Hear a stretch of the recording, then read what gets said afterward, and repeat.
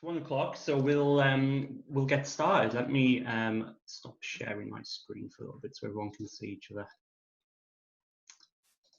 There you go. So hello everyone, and welcome to the Welsh Info Day 2020, the first, I think I'm right in saying, that has ever been done virtually.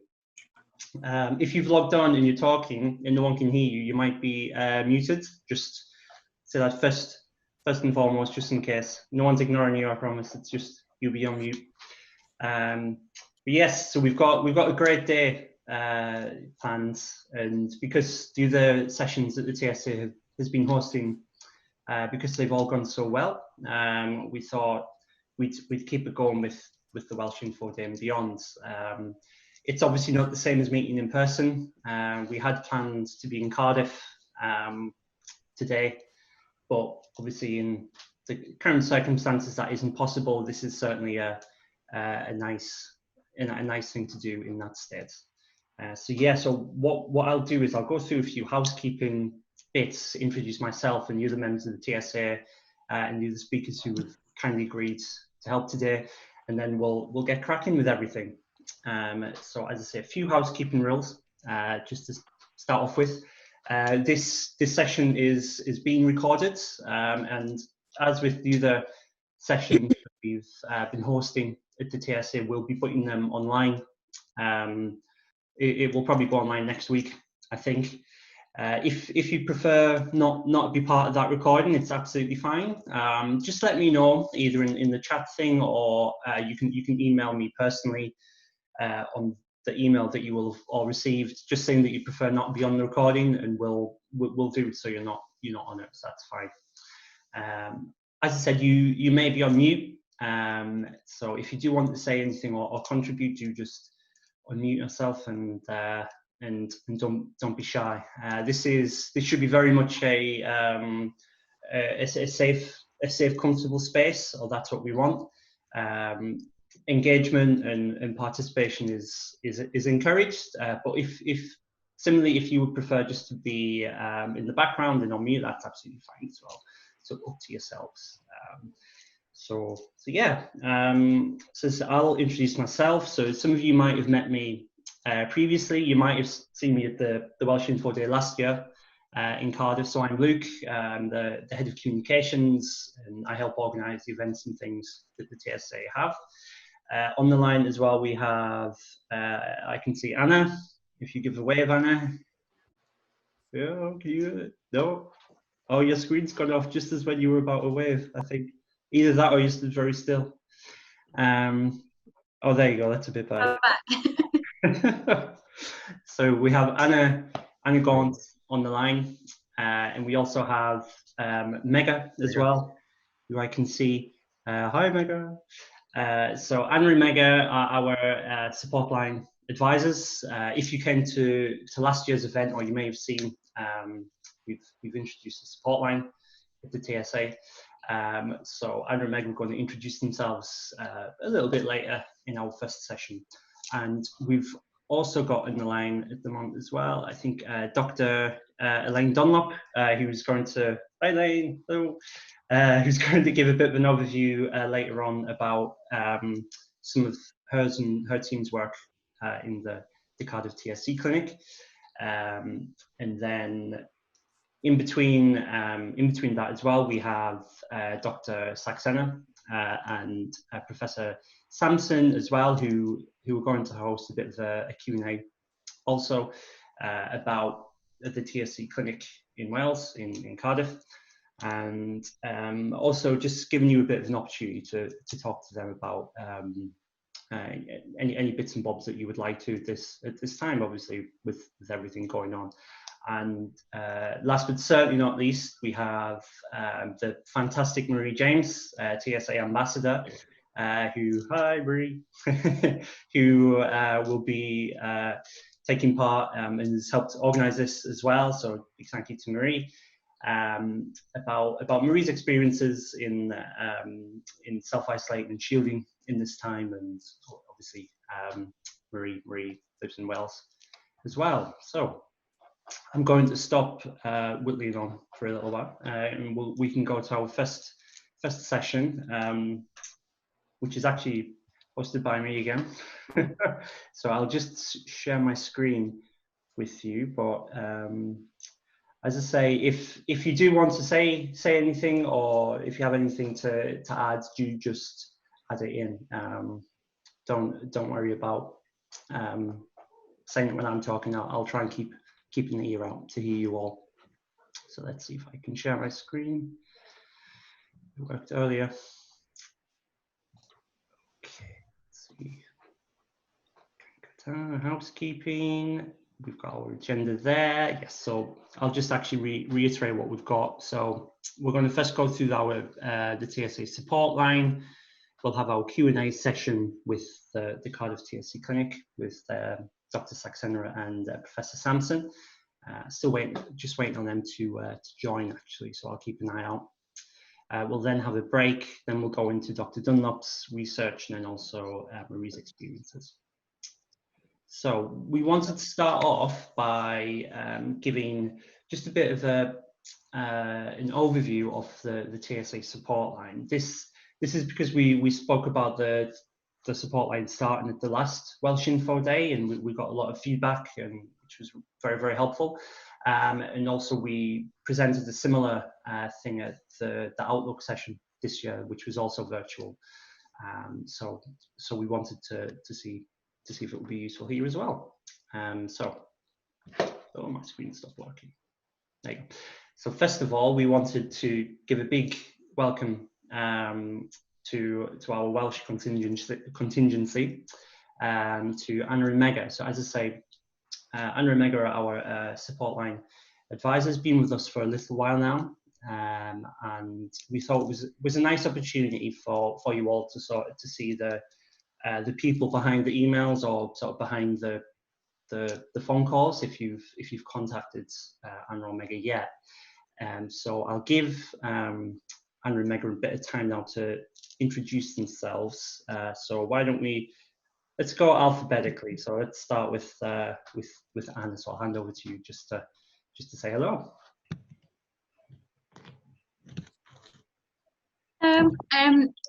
So I'm Anna, and we've been on the support line now since January. Can't get my picture on. That's me at the top. Wow. What's up now? But it's nice to meet you all virtually. It's a shame we can't do it in person, but it's nice that we can do this. So I'll just give you a bit of my background. I'm obviously really excited to be on the support line. In terms of my professional background, I've had various information roles before, and I'm a writer, so I specialise in health, wellbeing, disability, and I've been a support line contact for another health charity for the past 4 years. I have, not professionally, I have a health condition myself, so that's what gave me the passion to kind of want to do this and help others, because I know how important it is to have somebody at the end of the phone in times of difficulty with a long-term health condition.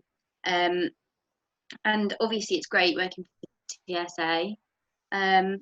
Outside of work, I do a lot of reading and a lot of walking. I live in Derbyshire. Not so much in lockdown, but hopefully I can get back to that soon. But if there's anything that you want to ask me, I'm happy to answer any questions, or of course on the support line, if you want to get in touch, it will be nice to hear from you. Don't know if you want to carry on, Mega? I think you're muted. There you go. There you Thanks, Anna. Hi, everyone. It's really nice to meet everybody virtually. Be nicer if we had been in person, but never mind. We'll go with this for now. As Luke introduced, my name's Mega, one of the support line advisors. So my experience as far as support line or any helpline support goes started about 14 years ago when I worked on a domestic and sexual violence helpline for a good 7 to 8 years. But also more recently, in the last couple of years, I'm also a trained qualified trainer, delivering a range of specializing in designing and delivering a wide range of communication-based training to help organizations. So that's kind of given me an introduction to some of the issues that a lot of health charities and their communities face, which kind of really gave me sort of like the interest to come and work in a health-based charity to start with, but also to bring a lot of my other experiences on board. Another reason for me to join TSC is also because on a personal level, I do have a little boy with who has a rare medical condition. It's not TSC, it's nephrotic syndrome. But I think one of the reasons when this post came up was for me to think, when I was a mom, when he was first diagnosed as a mom, I felt really quite overwhelmed, and just so much information, the worry that my little boy has now got a medical condition. A lot of it just became so much for me to process, and no matter what everybody was saying, I just wanted someone to listen and understand where I'm coming from. And I think just over the last few months of being on the support line, I can say with confidence that I've been able to do that with a lot of our callers, where it's just about listening and not judging or not making any assumptions, and that's really helped. And I think that's one of the reasons why I came onto the support line as an advisor, because it's to help and share my experiences when my son was first diagnosed. And like Anna said, we're only a phone call away. Even if it's nothing specific to TSC and you just need to speak to someone, we're there. So just give us a buzz on the support line, and we're more than happy to have a chat with you. So yeah, that's me, and I look forward to speaking to some, if not all of you, over the support line in the coming weeks, months. Great, lovely. Thank you, Anna and Mega. Yeah, it's always it's always good to see the person behind the screen, I think, in general. So that's great. Right, so we'll continue. So just to reiterate, I know that this might be going through old ground for some people, but just to make sure everyone's aware. So the sports line is currently in its pilot stage, and you can contact freeform or it's completely free, Monday to Friday, 9 till 5. You can email, and you can also actually post as well, which it's actually it's interesting how cathartic and useful that can be. I do it a lot personally in terms of writing and journaling and things like that. So if you do find it useful, you're more than welcome to send things to the spotlight in that way, and it will get to Anna and Mega. So as I say, yeah, 9 AM to 5. It's for any TSC related topics, so similar to what Anna and Mega have just touched on there. You don't need to have a specific question, even though if you do have a question, that's fine as well. It can be as simple as just wanting a listening ear, or if you're just feeling a little bit alone, but in particular at this time, as many of us are, or just need sort of as I say, a listening ear, the support line is there for you. And the entire support and information team is a small and dedicated home-based team, and they serve only the TSC community. So it's not like Anna and Mega are there taking answers from different organizations or anything like that. It's for the TSC community only, and fully trained on all UK nations, including Wales. So very quickly, we can see here essentially just what happens when you contact the support teams, when you contact the support line. Can't talk today. So either free phone, email, or post, as I say. Then you'll speak to most likely Mega or Anna. If you ring, you should get answered straight away. Email should be within 3 working days, although in practice it will be a little bit quicker than that usually. And then post 3 to 7 days, but that's just down to our mail at the moment. And all the inquiries that we get, we improve as an organisation as a whole. So if we're getting lots of questions about or phone calls in general about issue A, we know that we need to up our information on that particular issue. So we'll look at the website, we'll look at social media and everything that we do perhaps we can have something in scan.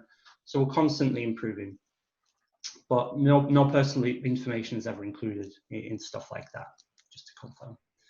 If anyone wants these slides afterwards, by the way, I'm more than happy to share them.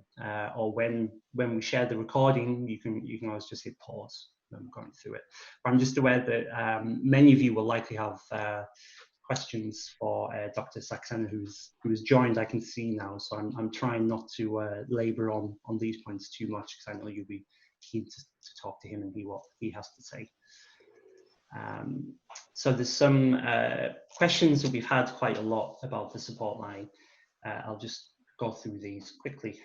So are the support line advisors based in the TSA office? No. So Anna, as she said, is based in Derbyshire, and Mega is in Leicester. Is that right? Or you worked with someone in Leicester? I can't remember. Birmingham. Birmingham, well. Fine. Not very close at all, but never mind. So yeah, Derbyshire and Birmingham, home-based. Yeah. Is it just a call centre that TSA has access to again? No. Mega and Anna work for the TSA. That's where it ends. When I contacted the support team, who will I get through to? Again, it'll either be Mega or Anna, or in some cases it could be Rachel, who is the head of the support team, depending on availability and need. But you should get through to one of those three people. Is it a service that's sort of focused on the community in England? No, is the simple answer. It's for every UK nation, including Wales, of course. So do please get in contact. Oh, I skipped one. Just see. Will calls be timed or limited, like on other phone lines? Again, long story short, no. If you need the time, then you'll get it, basically. Yeah. Will I need to update support line advisors about my personal situation every time I contact them?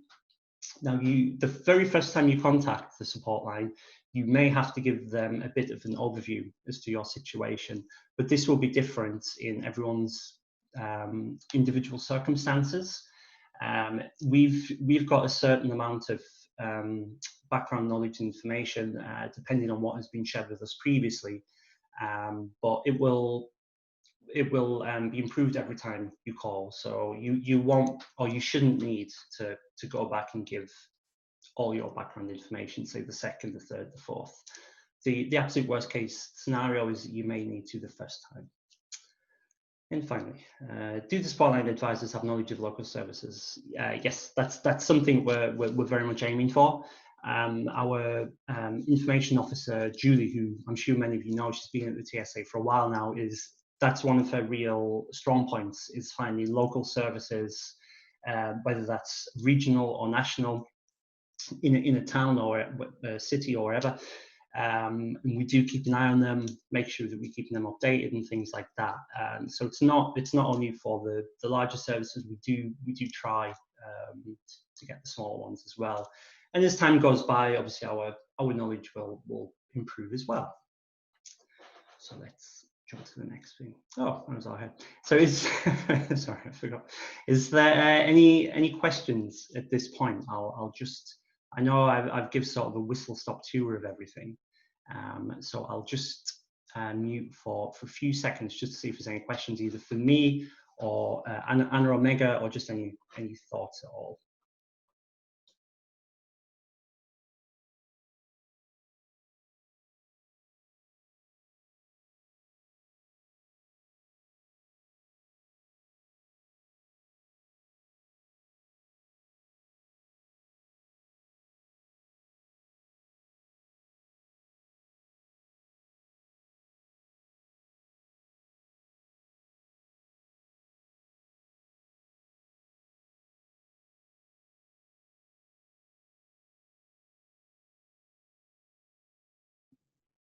Luke, you're on mute unusually. Oh, I just realized.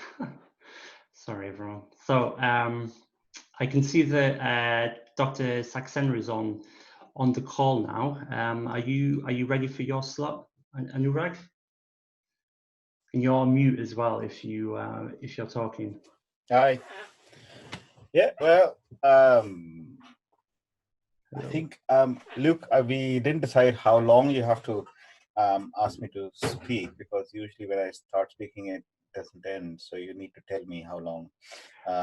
Yeah, whatever works for you. We have I've got 30 minutes down for yourself and for Julian, but we've gone through a whistle stop speed on the support line. So if you should we aim for about half an hour, 40 minutes, and then see how we get on. Well, so I don't have a presentation as yet, and I was rather hoping that I will provide a verbal update about where we are with TS Clinic in Wales. Perfect. And I was hoping Julian was here, but it doesn't seem like that. Anyway, and then we can have questions about future and what strategies we can use and how best to use this this service. Because I think it's more than me, Julian, or Jennifer, who is another consultant who does this clinic. It's the stakeholders, it's the people who use this, who need this service, whose voices need to be heard. Okay, so I was just looking back and trying to prepare for this, and as to how long we have been going on, and it looks like it's been now 5 years, which is it feels like yesterday that we were struggling to set up something, and it's already 5 years going. So I think if people remember, back in 2013 or so, we had the international guidelines for tuberous sclerosis and management, etc. At that point, we didn't have licenses for any management options. But as time went on, we had some phase 3 data, especially for the brain complication called SEGA, and also for renal AMLs. And we started this clinic initially with some seed money with the help of Novartis. That seed money kind of finished in a year or so. And since then, the clinic has been running on a wing and a prayer, basically. In the meantime, what did happen was that the role of mTOR therapy started. There was a lot more evidence to say that you have lots of these mTOR therapy which are useful in various complications of tuberous sclerosis.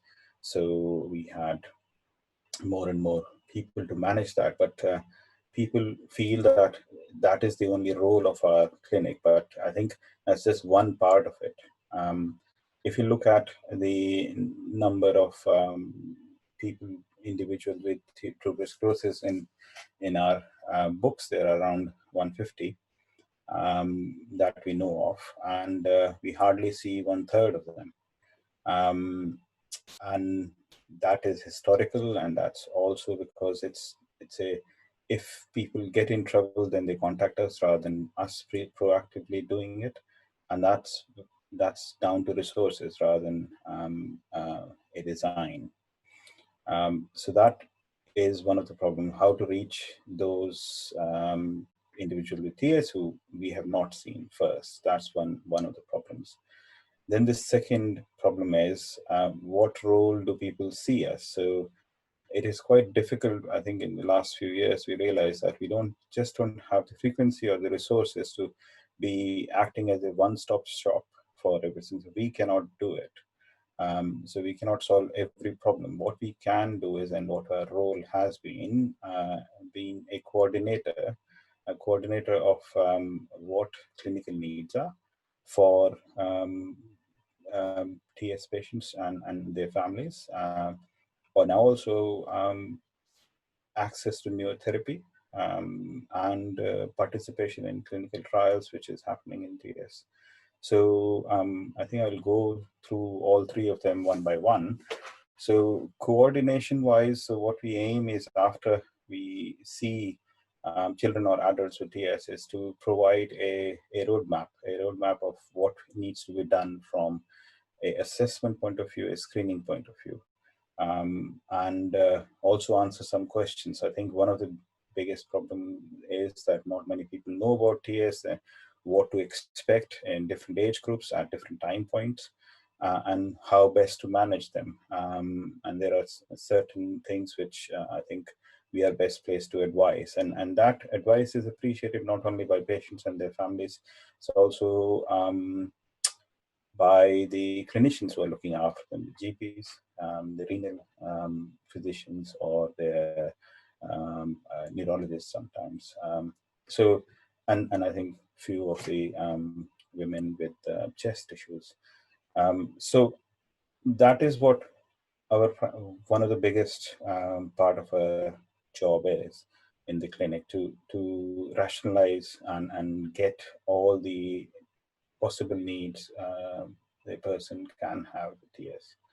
The second role is diagnostic dilemma. So sometimes, especially if you had TS in the past and you are on the family wave second time, so that is one of the aspect which we look after, and that is quite well sorted from a fetal well-being point of view.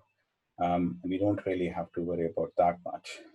The other thing is if somebody has an antenatal diagnosis, I think we have an incidence in new cases of at least 1 to 2 per year. So we can counsel them at the time of diagnosis. And it's a kind of a uncertainty, and we people have found our advice quite helpful at that point of time.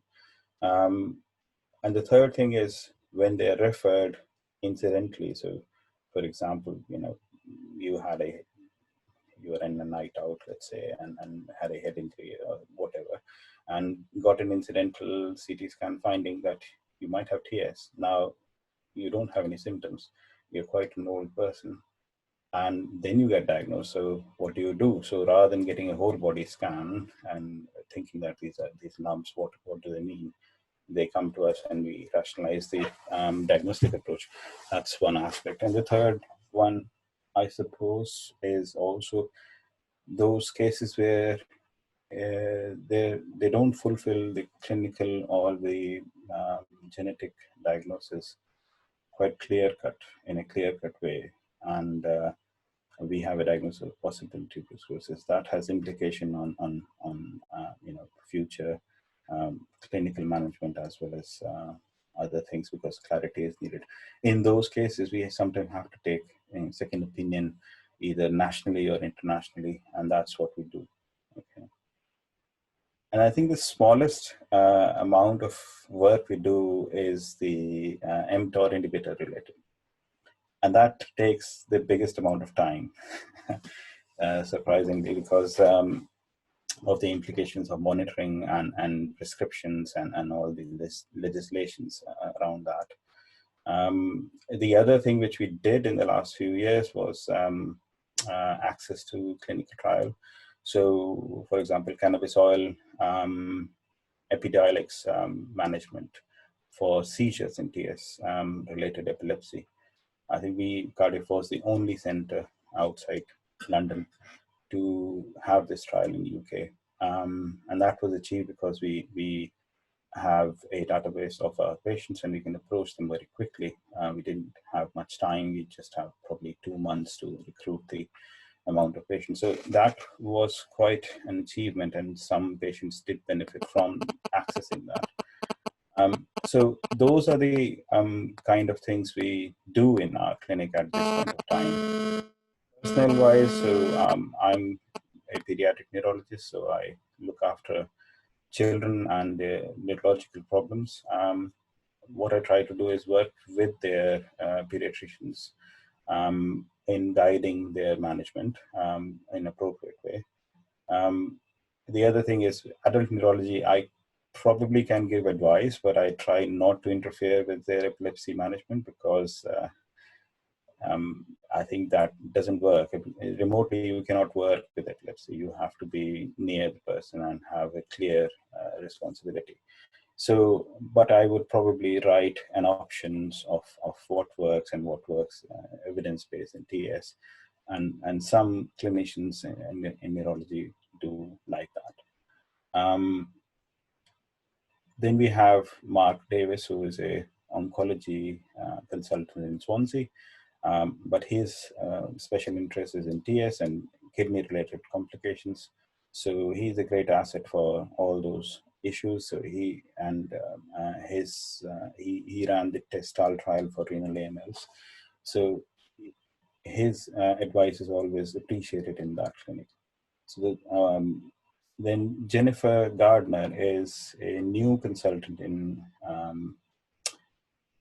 genetics, who is taken over from Prof. Sampson, who has the audacity to retire. So unfortunately, at the moment, he is not clinically involved, but I think he's always involved till he is there. So so that's the clinic. Sometimes we have trainees and sometimes we don't. We have tried to make the best of the situation. And most of the time what we do is have a chat and go through the difficulties families are having and try to solve it in a pragmatic way. And I think it more or less is working. I suppose I will like some feedback of, I think that I can see many of our patients and people who have availed of our services, whether it works or what extra would they like. In a minute, because I wanted to just highlight what's happening with sustainability. I think that is really important to understand, because these things at the moment are not funded. So I have special interest and affinity to working with PS patients, but I'm a pediatrician. I work with Prof. Sampson and manage adults with renal complications. So it's slightly beyond my schedule of training and things like that, but we are working it because it's a joint clinic. And Mark is the adult physician who looks after that. So that's a certain point of a nuance about, you know, licensing and safety and things like that. But the other point is none of us are getting paid for this for the last 4 years or so. And we have tried many times, and for some reason or the other, the funding is never approved. What we would like, I think a lot of people have told us, is that you need a central point of contact.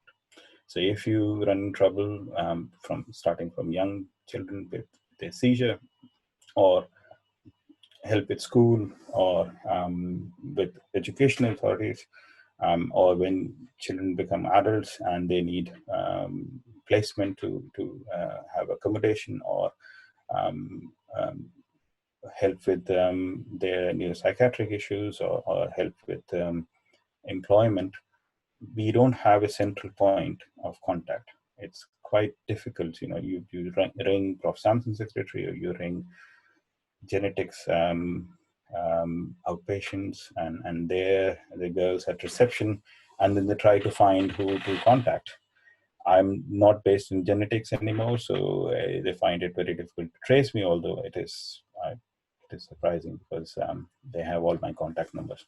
But anyway, what I always felt is that you need a coordinator for TS, a coordinator who you can ring when you need to, and also who looks after clinical aspects. And we did try to get someone for that. So this time, eventually, there was some business case which was acceptable, I think, for our clinic, but we've not heard anything from that. So I'm not sure, because I think we were going to hear in March, and then COVID-19 happened, and we just are in a limbo at this point of time. So we do not know what's going to happen. I think once we are in a few months' time, or a few weeks' time, we might hear this way or that way. But usually, you know, the decisions are taken much earlier, and you will hear it by, you know, earlier in the year. So from that point of view, I think I can assume that this time the funding didn't go through.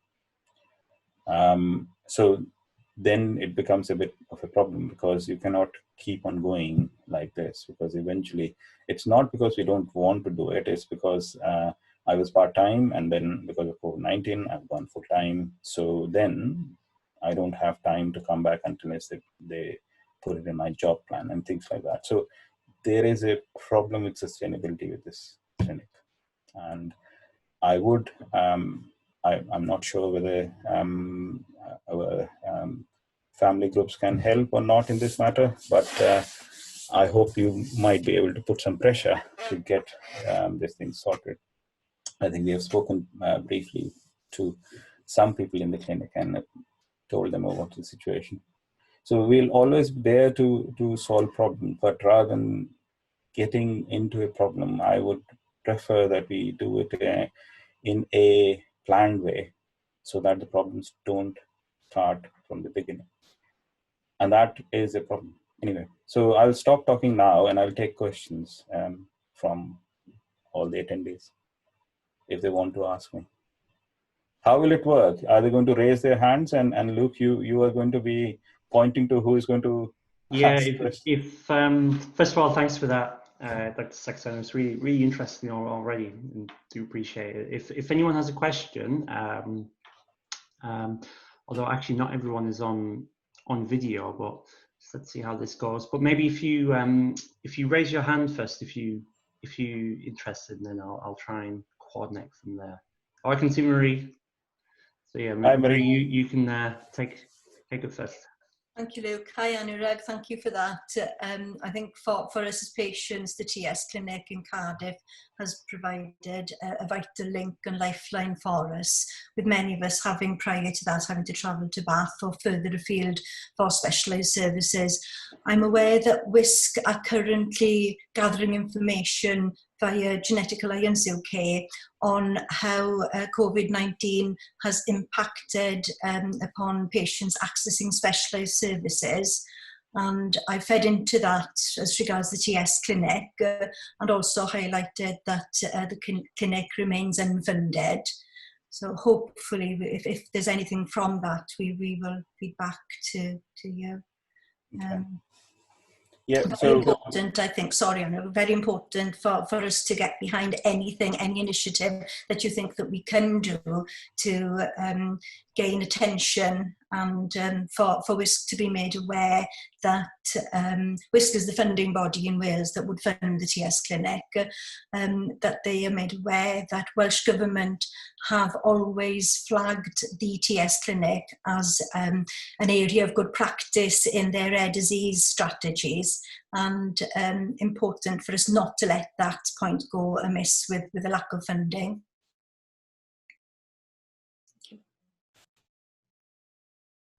So thank you, Mary. Yes, we appreciate all those efforts, but anyway, I think I've kept an open mind on this. But I think we probably need to have a second strategy to ensure that funding is agreed. And I think from my experience in doing so many business cases with WISC and dealing with them, the person with loudest voice gets it. Eventually, it is not about who is needing it. So I've seen really, funding going to things which I would have not funded if I was in the committee. But anyway, I think that's reality of life, I suppose. Thank you both. Is there any questions at this point? Louise has her hand up. See. And I can see Mervyn does as well, so we'll go to Louise first and then Mervyn afterwards. Yeah, I was just going to chip in on Anurag and Marie's point about the funding. So for those of you who haven't met before, I'm Louise, I'm the Chief Executive of the TSA. So we have been lobbying through a committee called the Rare Disease Advisory Group, which I sit on, and I've met the lady in Wales who appears to be responsible for the decision through that committee. It's currently on hold at the moment because of coronavirus, so the last 2 meetings have been cancelled. So Anurag, I'll drop you a line on Monday. I think you're right, we probably need a plan B, which is about the charity writing to the decision makers in Wales and putting pressure on that way, because the face-to-face approach isn't going to work at the moment. So I will pick up with you directly on Monday just to reassure you, and we can try and move that forward and get a letter in from the charity. and try and get a response for you to the business case. I agree, it's the person who shouts loudest or is in front of them and in their face who'll get the money. Okay. Great, lovely. Mervyn, did you have a question as well? Yes, thank you, Luke. Dr. Anurag, obviously it's quite concerning for me as a father and husband, where within our household we have got 3 TS patients. So my wife, my son, and my daughter. So in terms of this funding position for TS clinic, is that the same across England as well, or is it just specific to Wales that we are struggling to get funding here? The reason for asking that question is because we moved to Wales back in 2017, and prior to that, we were living in the outskirts of Bath. So we have attended the clinic in Bath for a number of years. First with Professor Osborne, and then it went on to Professor O'Callaghan, and then now Dr. Ron Lowe. So obviously when we move across to Wales, we also move the TS clinic across to Cardiff. So I'm really thinking in terms of the long-term viability for my family as to, you know, what's the best action approach in terms of their care. So, okay, Mervyn, so funding for NHS and health is a devolved matter. So NHS England does not fund NHS Wales at all. So you get I think there is a Barnett formula in which you get the government funds divvied up along the devolved nations, and then the devolved nation decide how to fund things. Okay, so how they want to run their health service, how they want to run their education, etc., etc. There is a list. In England, there is a different system, and in Wales there's a different system. As I think Mary was saying, that in Wales it's a body called Welsh Health Specialist Services Commissioning Group, which is called WESC for short, WHSSC, and that will fund national level services. So this is a national level service, so WESC is going to fund it. It is not going to be Cardiff, it's not going to be an Iron Bevan Health Board, it's not going to be Clontarf on their own. It is just physically based in Cardiff, but it is a service which is pan-Wales. Okay, so that is where we have to apply for funding, and they have competing interests and competing business cases, and you have to make your voice heard somehow to get the funding. And once it is ensured that, you know, they do fund a few things. For example, they fund the cost of the medication, which is substantial, but they would not fund individual clinical time and nursing time, etc., etc. So we don't have a service per se. We are running it on the goodwill at this point of time. So that is where we are, and that's what we are trying to sustain. Now, I cannot advise you right now as to what's the best course for your family from a TS point of view, because although TS clinic in Wales is not being funded, but they're never stopping people going to Bath. So you will still have that option if you want to take that. Okay. Although it doesn't help, because they turn around and say that you have a service in Cardiff, but people are still going to Bath. So why should we fund Cardiff? So it is swings and roundabout. Okay. So you have to think about it on your own basis. I cannot advise you as to which way you can go. But if you live in Wales, then you should be coming to Cardiff. That's my opinion. Okay. I'm just really concerned about the fact that because we do not live in Cardiff, our hospital board is actually Royal Gwen. So that there seems to be a communications that's required went up for the multi-care. And like, for example, with son, he's seen a neurologist in Royal Gwent, and he has since not had follow-up, you know, and previously when he was in Bath, when he was under the care of TS Clinic, the TS Clinic organizes to make sure that he has the regular scans based on what requirements are, and that is because, and for my wife, again, you know, she hasn't had any kidney scans past the usual time frame, you know, vice versa for my daughter as well. So you can see my concern is the fact that, you know, because of the lack of funding and it's not down to your guys' fault, because, you know, as far as we're concerned, we felt that, you know, supporting us, you know, Dr. Davis, you know, and Professor Sampson is, but this issue with funding is a problem that we can't even get access to a TF nurse, which we used to have, you know. So, you know, how does allow us to actually make sure that the care and queries are actually supported? That's my concern, really. You know, I think it's anybody's fault, but I just wanted to make sure that, you know, if there's anything I can do at my end, I'm more than happy to do so. But obviously, I'm not medically trained. I can't, you know, advise, you know, what's best. I rely on you guys to do so. So I think two things, Mervyn, and you touched on two different things, but so how TS Clinic in Bath is set up is that you would go and you will probably get this investigations done at the same time. You don't have to travel anywhere. I think it's the same hospital, you will get all the investigation. That's how they've always done it.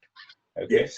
Now, that helps in a way to centralize the things, but then you go away if you are not living in Bath per se, okay?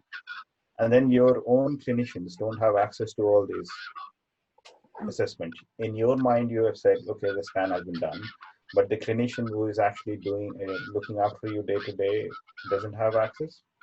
So we do have problems with, we based in Cardiff, okay? So if you are based in West Wales, for example, if we keep on doing stuff in Cardiff, the scan is not accessible to them, right? They don't really know what changes there are. So what we made a decision quite early on is that we will not be able to do all the scanning, etc., on in the Cardiff scanners, etc., because one is travel time, and the second is that it is probably quicker in wherever local to you. And then your GPs and your clinicians have access to all these scans. So it's this difference of approach rather than anything else, okay? It might be convenient for you, but actually in long term, if you see, these scans are done few years apart. So what happens in the middle? If your GP suddenly feels that, you know, he needs to have a look at the scan or the access the reports, does not have access to it. So I think we plan that we will coordinate, we will advise, and then we will let your health board and your clinicians take charge. That is a way of empowering them to look after you, okay? Otherwise, it's a very simple way of saying, I don't know anything about TS, I'm not going to get involved. TS Clinic in Cardiff is going to do things, or TS Clinic in Bath is going to do. And that's not useful all the time. We are here to advise, we are here to coordinate, and we are here to fight for you. But your clinicians have to take charge of your condition, okay? So that's one point. The second point is you also have to think about long term, okay? So how, it's a finance, okay? It's and the nuance, long and short of it is, NHS England charges you for everything you do, charges to your GP, okay? In Wales, that's not the case, okay? So I don't get any money if I see you. I'm just paid the same amount of time of thing, you know, for every appointment. So you have to understand there's something called payment by results. So the more investigation you do at your place, you will get more funding. It works in some ways. It doesn't work. It is not an ideal situation. So Wales has opted not to go for, and that's a system issue. So that's why, I think, in my opinion, probably your local clinicians should be empowered to look after you rather than you looking at Cardiff for all the complications. Like, I'm not going to advise you about neurology problems for adults. I'm a pediatric neurologist, okay? And actually, your clinicians might be turned off if we start dictating terms to them.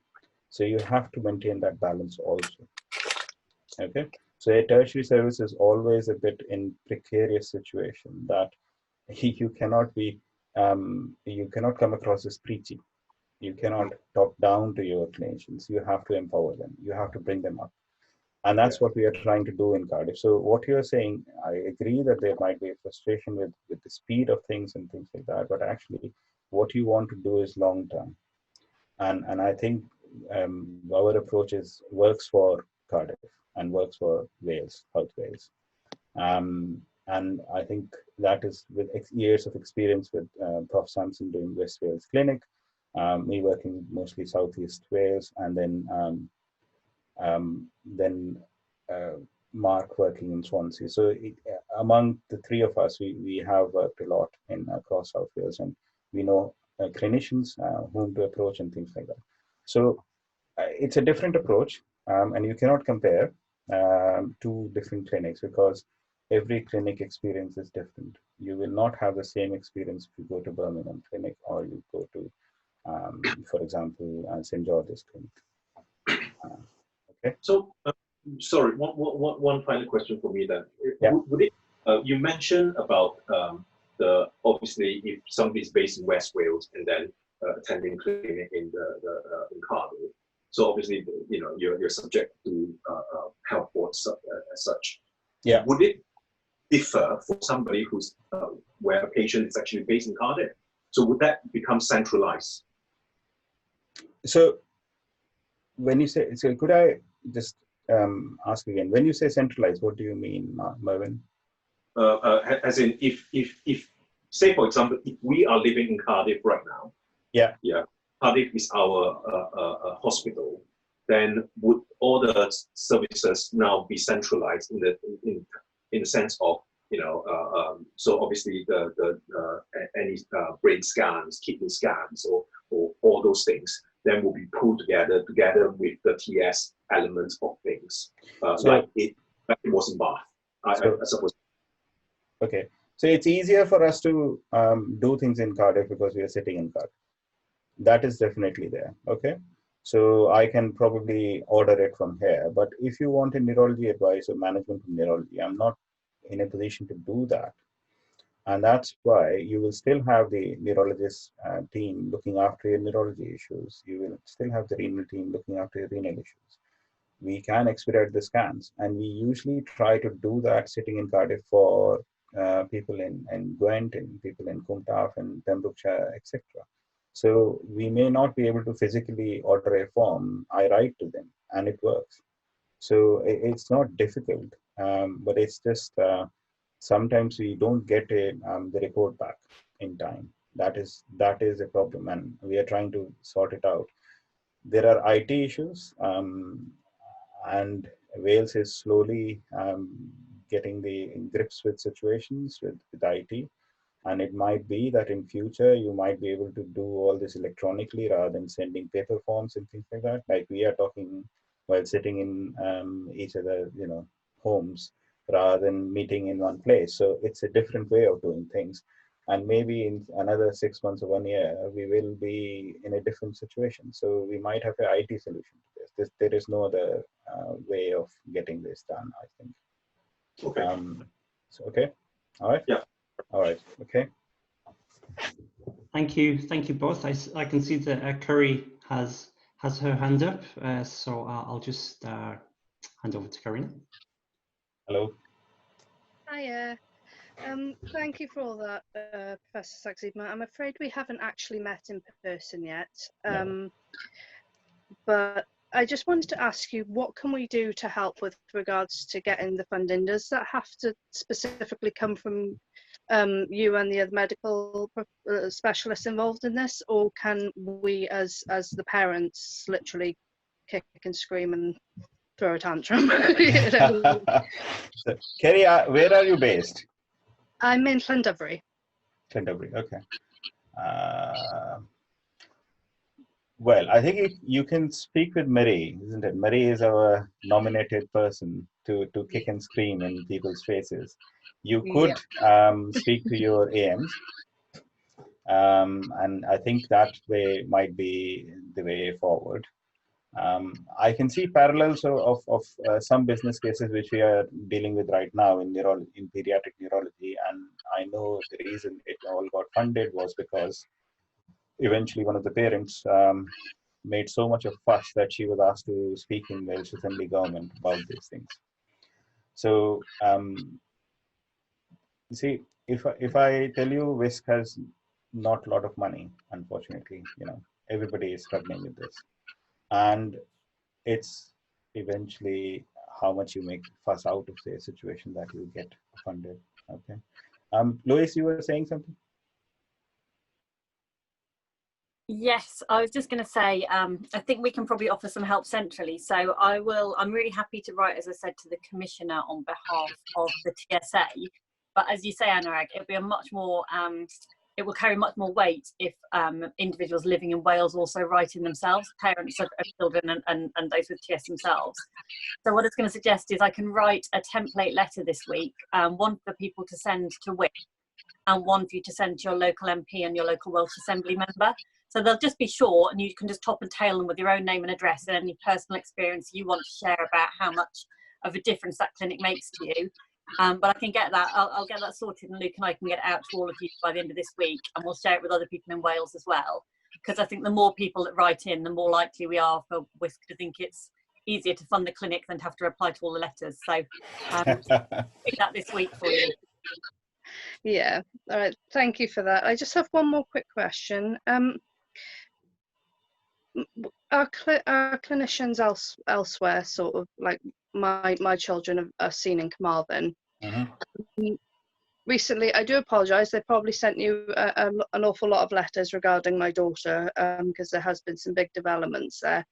They were sort of wanting to know, are they able to just go ahead and make decisions, or do they have to sort of check with you first? And that they really weren't sure. To be honest, neither was I, because we haven't got the exact diagnosis yet, but there's sort of things going on, and they were going, help. Kerry, I don't think I've met you in TS clinic, but I think I know who you're talking about and know the clinical situation, and that's one of the issue about the diagnostic dilemma we have in clinic sometimes. Okay.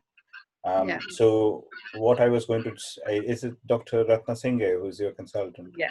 Okay. So yeah, so the letter is on my table and I'm going to deal with it. I just need few more details. Okay. So you will probably have the a response, I think, this week. Okay. All right. Thank you. Thank you. Thank you very much. All right. Thank you both. Is there any more questions from anyone? I'll give people just a bit of time. Oh, Marie, Marie, go for it. Just to check on Anurag, what are the current plans for the clinic? Is there still a clinic there? Are you going to move forward with offering appointments? So what we are going to do, so at the moment, genetics department was a bit understaffed because all the juniors were redeployed into COVID rota. So we had to suspend our clinics. But as we are easing up on this, and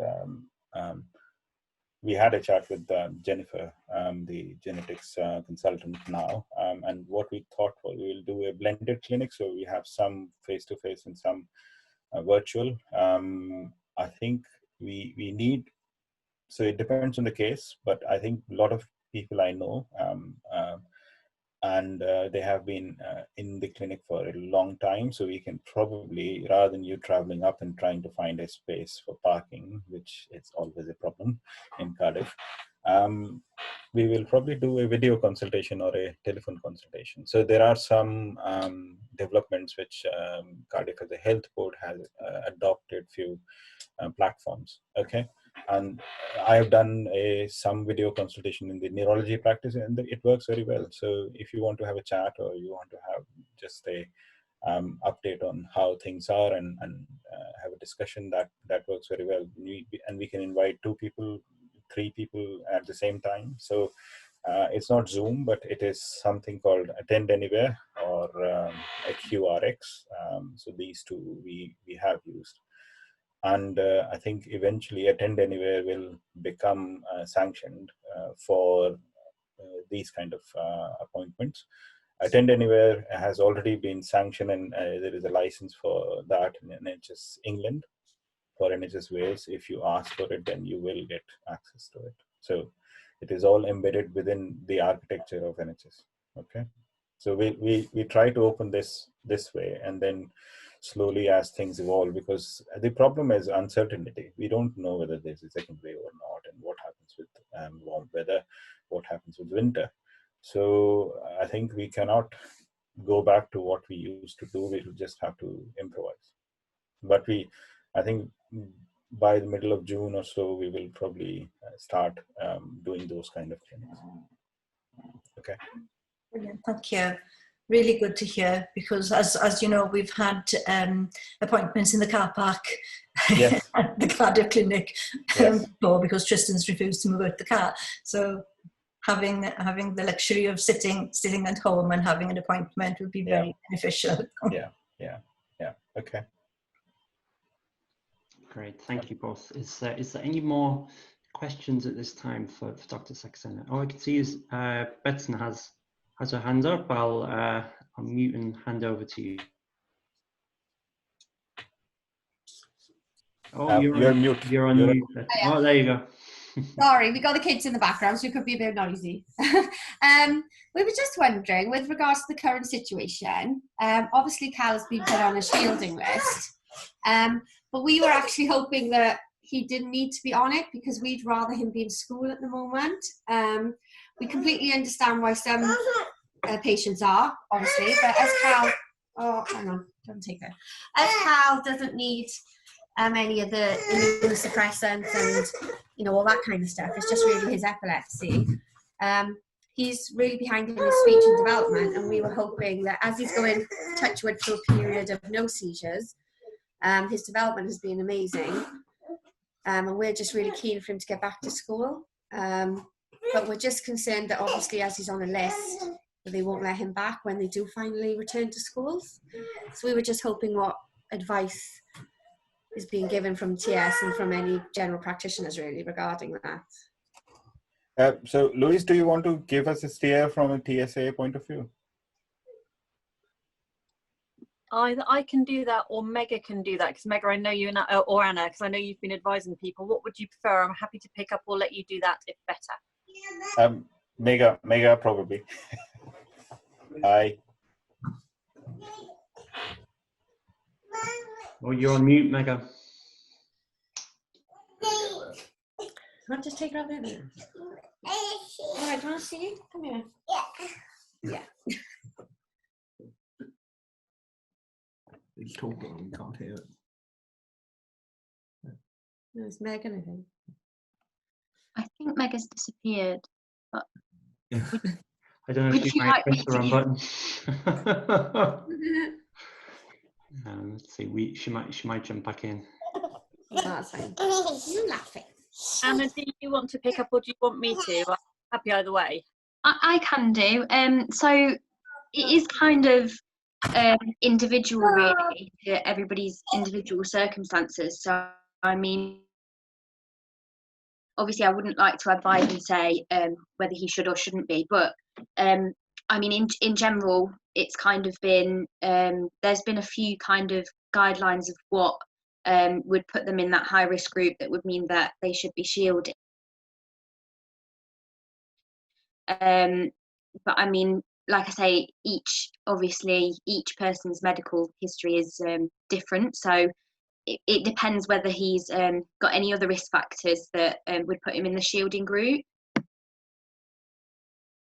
So I don't know if he has, but I mean, I think if I'm right in saying, Louise, that it was kind of decided by a few TSC specialists that things that they would come under to be in a high risk group and recommend shielding would be if he has any kind of learning difficulties that would mean he might resist kind of any treatment, or he might not understand the hygiene required to kind of prevent. Yeah, so it sounds from what you've said as though you've looked and the only one of those high risk groups he falls into is around epilepsy. So I think it will depend how the schools in Wales are going to manage going back. And apologies, I wasn't working. We're all working reduced hours at the moment. So I haven't been working since they made the announcement that schools in Wales were going back, which is at the end of this month. Yeah. So I haven't read their recommendations yet. So I know in England, they have to do an individual risk assessment for every pupil, and you would have a chance to see and comment on that individual risk assessment. So I can't advise you on this call because I literally haven't read the Welsh regulations yet. It's on my list for Monday, but we can take a look at the Welsh regulations and point you to them on Monday if that's helpful. Send you a follow-up just to show what you have to do, because you should be able to contribute to that.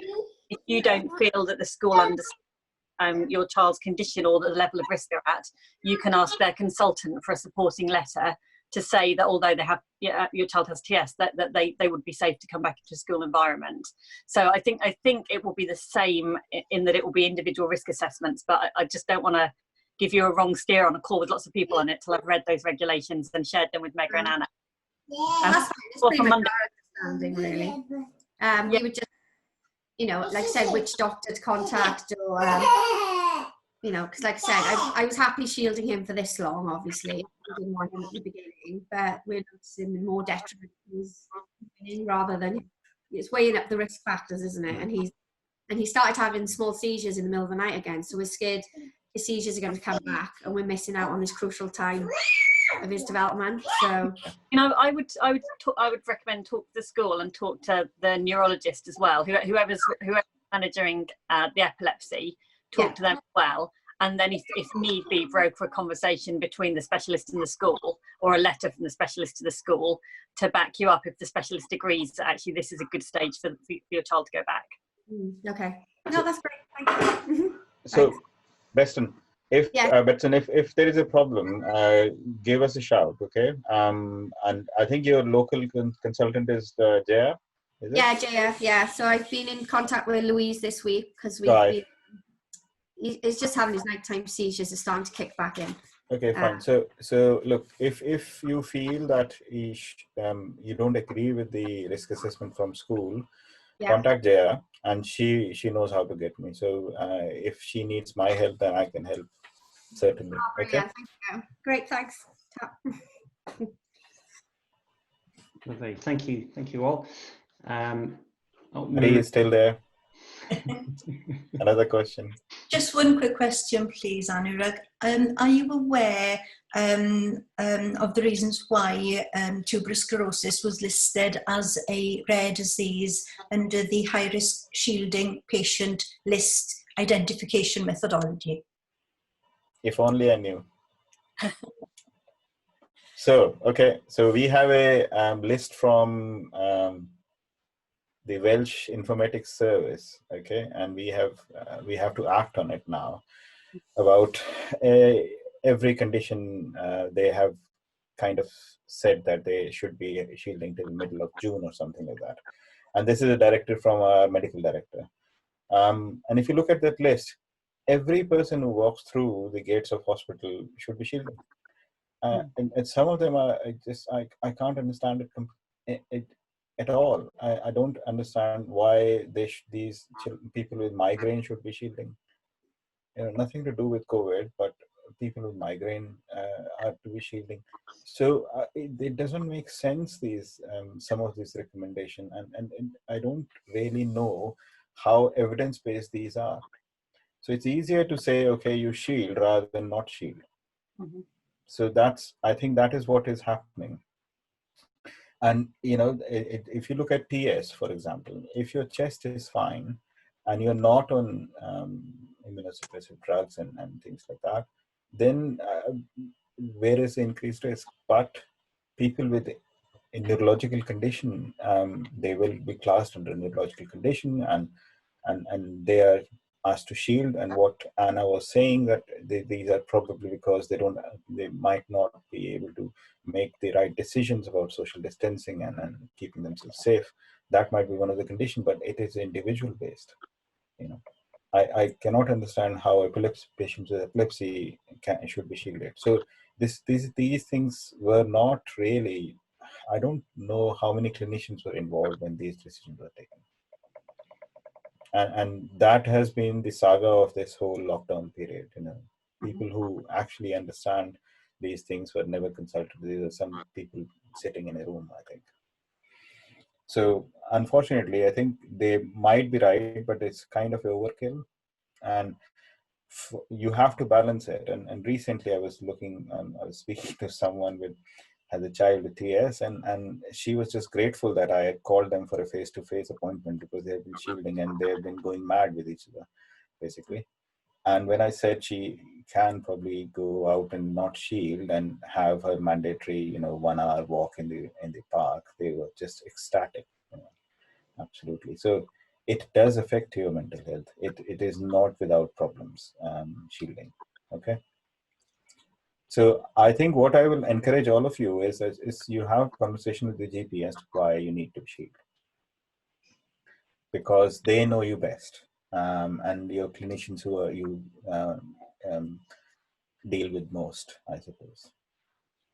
We as TSA and TS Clinic, it's quite difficult to be to individualize our advice, and that's why sometimes it doesn't make sense to certain people.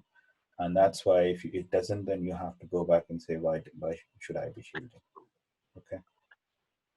But I should emphasize that the danger has not gone completely. The R number is still hovering around 1. We're just getting better at managing complications, I think. Okay. I think a huge issue for many of us is the fact that our children and adults do not understand the social distancing rules and the hand washing rules. So they are put in a vulnerable position, more so because of those issues and abilities. Yeah. Yeah, you are absolutely right. Okay. Great, lovely. Thank you, everyone. Joanne has a question. Oh, yes, yeah, please go for it. It's just a quick one. Well, it's actually relevant at the moment with the conversation that we've been having, but my daughter has TSC. My son was tested on the blood test, I presume, and we were told he didn't have it. But out of the blue, in September, he had a massive seizure. It's been really quite poorly, and since then has been having seizure-related issues. And the doctors don't really know what to do, because we have said to them, he didn't have it. They haven't done any testing because and I'm not aware, and we wondered if the test they did sort of 11 years ago was as accurate as it would be perhaps today. But obviously he's 25 now, so we just wondered, should we be pushing for him to have test again, screening maybe, to see if, because they can't answer obviously why he's had this seizure. Where do you live, can I ask? In North Wales. Okay. We actually go to Alderhay for the TS clinic. Okay. So your point about testing is completely right. That in the last 10 years, it's a completely different ballgame. And if you talk to your clinician, they might be able to send some bloods and we can repeat them. That's not a problem. It's a different set of investigations now. It's much more deep, much sensitive to pick up. But the other thing is, he should still be investigated for why he had the seizure. TS is just one condition which gives you epilepsy. In your lifetime, you still have a risk of having seizure. right? Whether you have TS or not. Okay. So there is a, I think, background risk of around 2%. And if you look at epilepsy per se in a population, it's one of the most common neurological conditions. So, you know, I think it's at par as how many people have asthma. So that's how big the issue with epilepsy is. So, you know, even if you don't have TS, you might have a seizure for a different cause. So he needs to be investigated from that point anyway. Yeah. So Unfortunately, sorry. Go on. I was just going to say, unfortunately, so we hit the lockdown, and because we're shooting Molly, everything came to a halt. We have MRI and the regulatory EEGs and things, but obviously, you know, at the minute it's all come to a halt. So. Yeah. But we can certainly rerun the test. That's not a problem. Okay. Lovely. Okay, lovely. Okay. Thank you very much. Great, lovely. I'm just aware of the time. Is there any more for any more? And then we might have a bit of a quick 10-minute break. No, is everyone okay? Okay, well, thank you so much, Anurag. It's so appreciated, honestly. And yeah, just getting the time to hear you discuss everything is it's honestly wonderful. Obviously, everyone appreciates you taking the time. I'm going to suggest that we take just a quick 10-minute break, just to grab a tea or a coffee or whatever, and then I think that's everyone back now. So let's see if there is anyone still not with us just yet. We can catch them up a little bit anyway. So next on our agenda list, we had Dr. Dunlop, Elaine, giving a bit of an overview of her work and her team's work in TSC research at Cardiff. We were lucky enough to have Elaine and some of the researchers from Cardiff University last year at the Welsh Info Day. So yeah, some of you might know Elaine already. I've got your slides ready, Elaine, just in case you can't share them, but we'll see. I can't hear you though. Are you on mute or not? No. Hear me now? Oh, it's a little bit better. I'll sit close to my computer. Oh, it might Is that be any better now? That's a little bit. Yeah, I think we'll be okay. Okay with that. Right. Perfect. Right. Let me. I'll hand over to you then. If you can't share your screen, just let me know, and then I'll share mine, and you can tell me when to hit next. Oh no! There we go. I think it's working. Let me just get rid of this bit. So I can That's it.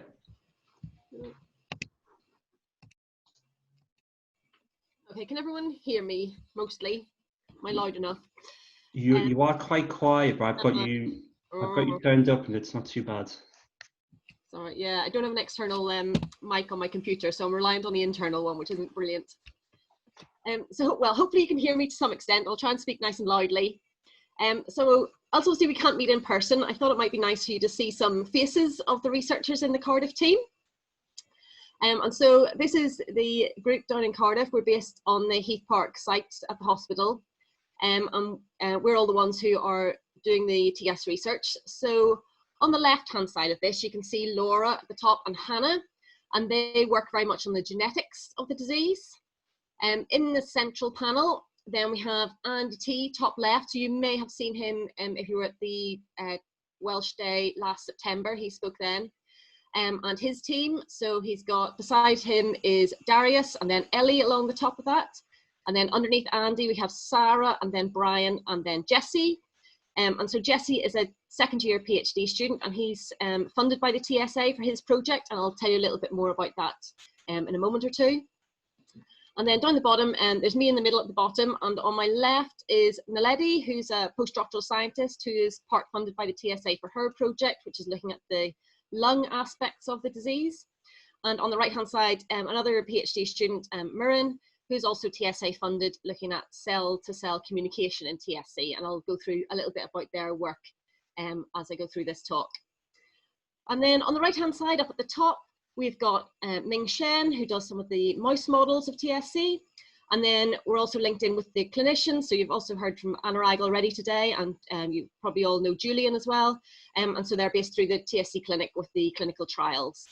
And so the idea of the research at Cardiff is that we have right from the genetics through to the cell biology side of things, which is where I'm involved, testing out potential new drug therapies, then the mouse work. So some of these drugs can then be tested in the mouse models. And then finally, they have the opportunity to run some clinical trials through the TS clinic. And so I thought I would start with a little bit of the genetics. So this is the work that Laura and Hannah on the left-hand side have been involved with. And so they've been looking at TS patients who they've had their a diagnosis of TS from the doctors, but when they've done the genetic screening, they haven't found any mutations in TSC1 or TSC2. And this happens with about 10% or so of patients, and they're referred to as no mutation identified. So they have all the features of TSC and they're treated as, as TS patients, but for whatever reason, the tests haven't been able to pick up a change in their TSC genes. And so their project was recruiting some of these patients along where they could with parents, and taking their blood samples and doing a much more detailed screen of their DNA to see what was going on. And they were looking for things that were changed in the TS patients that weren't there in the parent samples. So these were new changes that could be part of the reason that this patient has presented with TSC. And so it's been a lot of data for them to work with from these patients, and the study is closed for new recruitment, and they're still working through the data at the moment. But they have found a mutation in a couple of patients through their study, and also in a couple of patients in the Netherlands through some collaborators there. And this is a mutation in the TSC2 gene, and it's in a bit of the gene that they don't normally check routinely. It's part of the diagnostic screen normally. But it seems to be that now they've found it in a few different patients, so they think it interferes with how the TSC2 protein is made. And so that has been, that information has been shared with the NHS diagnostic services here in Cardiff. And now they actually do check for this extra bit of the gene to see if there are any patients coming through with these changes subsequently, so they can also hopefully now give them a diagnosis genetically as well as clinically of TS. And speaking to them recently, they have now found another potential change that hasn't been reported before in some of these, I think it's the TSC2 gene again. At the moment, they're still working to check that it is a disease-causing change and not just one of the changes that we all have in our genes that don't do anything, but they're just a little bit different from other people. So they're checking to see whether it could be disease-causing or whether actually it is just one of these normal changes. And I'm sure when they get to the bottom of that, we'll have hopefully some news to share about that as well as a potential other change. And so I'm going to spend the biggest part of this talk talking about some of the cell biology work that's going on in Cardiff. That's by far the biggest team of us who are working on that side of things. And the idea of our work is to try and work out what is going wrong in these TSC cells. Why are they not behaving as we would expect a normal cell to behave? And because of that, are there weaknesses there that we could target with drugs that could help improve the therapy options for TS patients? And so I'm going to speak a little bit first about Andy's projects. So he's very much been interested in the biology of TSC for a long time. He was one of the researchers who was involved in helping to understand the mTOR signaling pathway and where TSC1 and TSC2 fit into that. So for anyone who's not so familiar with the molecular biology behind the disease, the TSC1 and the TSC2 proteins normally work together to block the activity of an enzyme called mTOR. And this enzyme is responsible for controlling the rate of growth of cells. And TSC1 and TSC2 normally act as the brakes on this enzyme. And so if they aren't working properly, there are no brakes anymore. And so the cells grow much more than they should do. And that's part of the reason that the real reason that the cysts and the tumours develop in TS patients in the different organs. And obviously the finding that rapamycin, or you may know it as everolimus or sirolimus, it's all the same class of drugs. The reason that they work so well in TSC is because they are specifically blocking this enzyme, this mTOR enzyme. So they're doing the job of the TSC1 and the TSC2 proteins, which aren't functioning in the patients. And so obviously the opportunity to be able to treat patients with these mTOR inhibitors has been great. It's really made a big difference to patients' lives, but they aren't a perfect drug either. So they aren't fixing all the aspects of the disease. They're able to shrink some of the tumours and some of the cysts, but they aren't completely reversing all the changes that you would see in the patients. And so Andy's work is very much looking at the biology behind the disease. What other things are going wrong in these cells, and are there other aspects that we could target with different drug treatments that could help also shrink the tumours and could also help to reduce the seizures that the patients suffer from. And so he's been working with a couple of pharmaceutical companies. So you'll see the names there, Apexian Pharmaceuticals and GW Pharmaceuticals. And they have different drug compounds that Andy's group are currently testing in our cell models of TSC. And he's been very interested in a protein called STAT3, and you'll see the name there in the middle of the slide. So STAT3 seems to be controlled by mTOR, and it's a protein within the cells that controls some of the signaling pathways. And these black and white pictures that you can see, they've got Untitled, they've got mTOR inhibitor, and they've got STAT3 inhibitor written above them. And you'll see they look, certainly on the left one, the untreated one, it looks a bit like a spider's web of all these network connections. And these are a way we're looking at the blood vessel formation in the lab. So I'm sure you'll be aware that with the kidney manifestations of TSC, they're very blood vessel rich. And so this is how we're trying to mimic some of these blood vessels and what's going on with these blood vessels in the lab. And so when you grow the TS cells in the lab under these particular conditions, they form this little network and they look a bit like these sort of spider's webs. And you can see when you treat those with the mTOR inhibitor, you get a little bit of a reduction in the networks, but there's still, quite a lot of connections still being made. So the mTOR inhibitor isn't brilliant at blocking the blood vessel changes. However, by blocking this STAT3 pathway, you can see you get rid of all the connections. You still got the cells obviously there on the plate, but those connections and those vessel-like structures are no longer there. And so Andy's been really interested in trying to look at different drugs that might target this pathway and see whether they could be effective treatments in TS, either in combination with an mTOR inhibitor or just on their own. And so Apexian Pharmaceuticals that he's been working with, they have a number of inhibitors within this pathway that he and his group have been testing to see whether they look like they could be useful in TS. He's also been working with GW Pharmaceuticals, so they're a UK-based company, and they have some drugs that we've been screening through as well in a similar sort of assays in the lab, so looking at how much they might block cell growth, how much they might block this blood vessel formation, how much they might block tumour formation in our lab models. And so they've been working quite closely to see whether they can determine whether these drugs are suitable for further investigation in TS. And so the other side of Andy's work at the moment is looking at some brain models of TSC. So it's quite difficult, obviously, for ethical reasons, to get brain samples from TS patients. So although we have a kidney cell line that has originally come from a TS patient after they've had surgery of their kidneys, it's obviously not possible to do the same thing with brains, to get brain cells into the lab to work with. And so he's been manufacturing TS deficient, so brain cells that have been collected for other purposes, but then we artificially take away the TSC1 or the TSC2 gene to then see what that does to the brain cells. And he's interested in a process called neuroinflammation. So you might have come across inflammation as part of your body's normal response to infection. So this is your body's response where you might get, red, swollen, sore parts of your body where you've had an infection.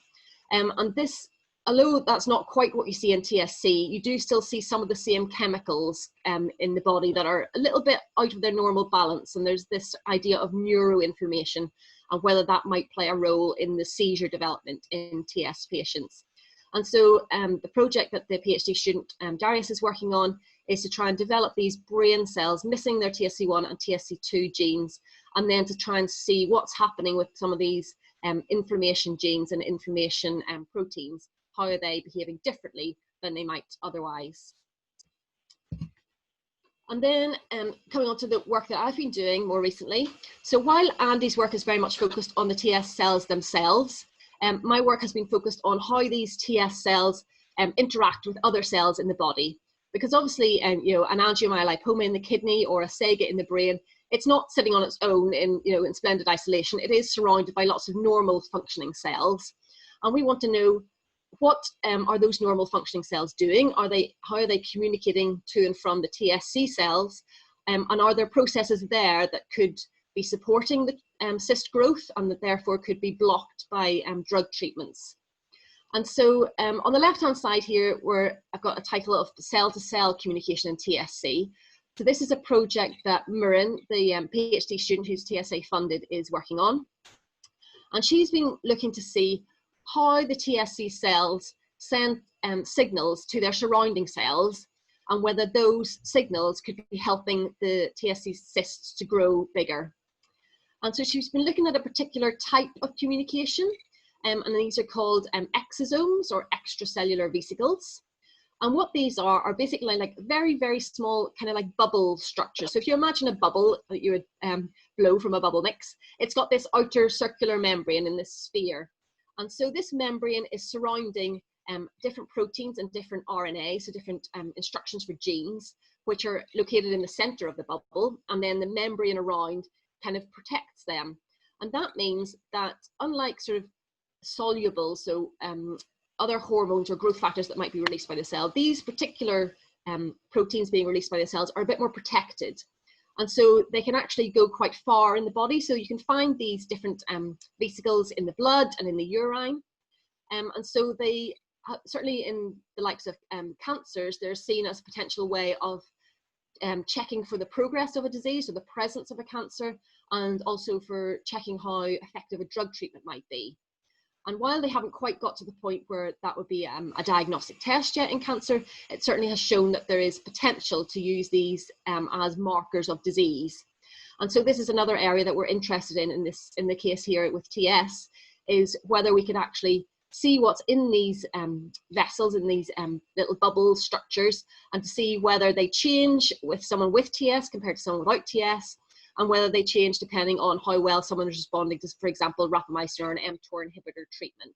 You know, could they be a way that we could monitor the disease without having to have someone go through scans on a regular basis? Could we just take a blood test instead? That would be the ultimate goal. So to be able to sort of work towards that goal, we're trying to see what these things are doing. And so far we've found that the TS cells make a lot more of these vesicles than normal cells do. And we've also found, when we look at them under a special microscope, so these things are about 150 nanometers in size. So a nanometer is about a millionth of a millimeter. So they're really, really tiny. You can't see them with a normal microscope. So these pictures on the left-hand side have been taken with something called an electron microscope, which can show you details at a really, really, really small level. And so the little bubble with the red box around it, that's a normal looking vesicle. So that's what we expect to see. It's about the right size. It's got one membrane, and that's what we see a lot of different cells in the body. So all your normal cells also produce these as well, not just disease cells. What we're finding with the TS cells is that they're producing a lot of these normal ones, but they're also producing lots of very funny shaped ones as well. So you can see the other pictures there. You can see that there are some where there are little vesicles inside bigger ones. Then the one below even has three. So there's a small one inside a medium one, which is inside a big one. And then at the very bottom, you can see just a big, giant, sort of splodgy, sac-shaped vesicle. So the TS cells clearly are making more of these things, and they aren't quite making them properly. They've got some funny features about them that we want to try and explore a bit more about. What we're also trying to do is to work out what proteins are inside these, because it's the proteins that are then potentially being delivered to the other cells in the body and causing a response in those other cells. And we've done some profiling of the proteins in the normal vesicles and in the TS vesicles, and we're finding some quite big changes in some of the proteins that we've been looking at so far. And just before we were all locked out of the labs in March, we were just at the process where we're going to look and see what exactly these protein changes that we have found might be doing to some of the other cells in our tissue culture in the lab. And so that's the point we're at the moment with this project, where we're hoping to be able to find out a little bit more about which of these proteins might be important, might be helping the TS cysts to be able to grow and maintain their size in the body, and whether some of these processes could be blocked with drug treatments. And we're also trying to, at the moment, get hold of some patient samples to be able to look at these vesicles from blood samples of patients. So the TS Alliance in the United States, they have a biobank of patient samples, which we have applied to be able to get some blood samples, which is currently undergoing their approval processes. And so we're hopeful that we'll be able to get some samples from TS patients and from some controls, and to be able to check to see whether some of these changes that we're seeing in the lab are also be able to be validated from patient samples. Can we see these changes, and could they be useful ways of checking whether somebody is responding to drug treatments, for example? And then on the flip side of that, so that project is to look at how the TSC cells communicate to the normal cells around them. On the right hand side, you'll see I've kind of got a little diagram, a cartoon diagram of some cells with little arrows. So we've got these TSC cells, they're sending out these signaling molecules to other cells in the body. In this case, I've called them fibroblasts because that's quite a common cell type we see in lots and lots of different tissues in the body. But the thing is, are these fibroblasts also then sending out growth factors that could be supporting the TSC cell growth or supporting the blood vessel formation that we see in AMLs? And can we find out a bit more about what these factors might be? And again, could they be blocked to block that enhanced tumour growth? And so I've been working with a doctor, a clinician and scientist in the United States called Elizabeth Henske. And she does a lot of work with patients with LAM, which is the lung condition that some of the female TS patients get. And through her work, where she's obviously been having to work with the patients, they have been able to get some of these fibroblasts, so these sort of normal cells, from the lungs of some of the LAM patients. And we've been comparing the ones that have come from the patients to ones that have come from patients who don't have any lung conditions. And you can see at the bottom of that panel on the right hand side, there's some boxes that have controls written at the top, and there's some boxes that have LAM fibroblasts written at the top. So those are the cells that have come from the lungs of the TS patients who have this lung condition. And the different boxes are looking at, again, some of the proteins that these cells are making. And you can see we've got two different controls. So each of the columns is a different control patient. And we've got two different patients who had the LAM condition. And you can see with the black splodges on the bottom that some of these cells are making a lot of proteins that you don't normally see in a control cell. So they have been changed by being in the patient in the LAM patient lungs. So although they have normal TSC1 and TSC2, they still have abnormal signaling compared to what you would expect. And so and what we found is that if you take the media that these cells have been growing in and you add it to TS cells, the TS cells grow more quickly. So it does seem that these supposedly normal cells around the TSC cells are making some proteins which are helping the TSC cells and cysts to grow. And we're trying to do a bit more exploration at the moment as to what exactly are the important proteins that we're finding differences in. And again, whether if we add drug treatments to try and block these pathways, whether that is effective in stopping the TSC cells from growing as much as they are. And then the final project going on in the lab is this central diagram that you've got on the slide, if you can see it. And this is to try and model this lung condition of LAM in the lab. So this is a really tricky condition to model. There are some mouse models of it, but obviously mouse models have associated sort of ethical and animal welfare issues with them. And so what we've been trying to do is to get an idea of whether we can get a cell-based model in the lab where there aren't the same ethical conditions, but to try and make it kind of as realistic as we can. So it's not just one type of cell growing in a plate that we're treating with drugs, which is what we would quite often do with some of the other TS things that we're looking at. And in this case, because it's a lung disease, and because in the case of LAM, it's thought that the TS deficient cells are coming from elsewhere in the body and moving into the lung before causing all the lung problems that these patients experience.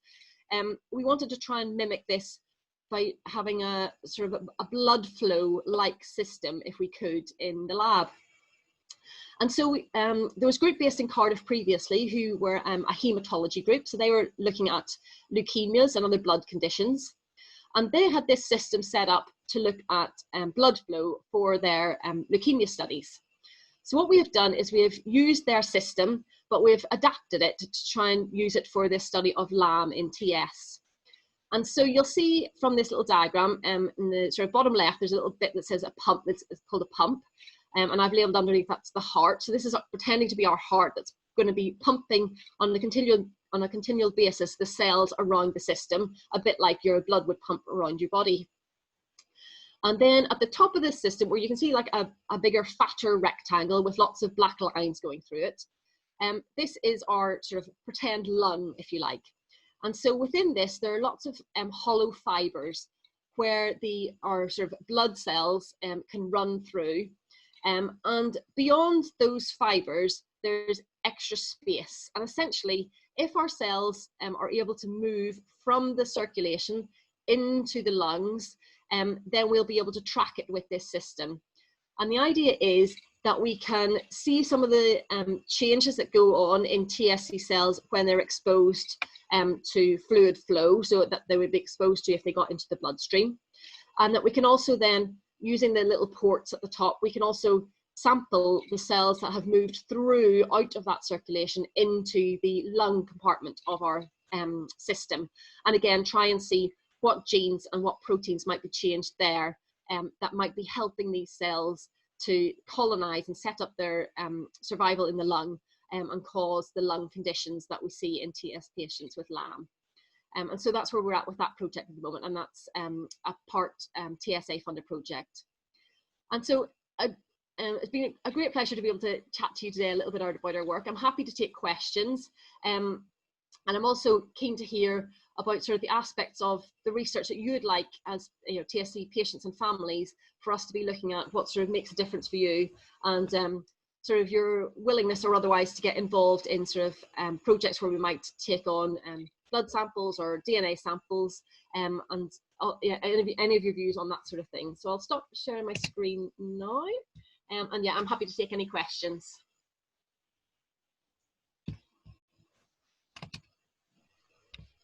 There was one I had, Elaine, actually. Yeah.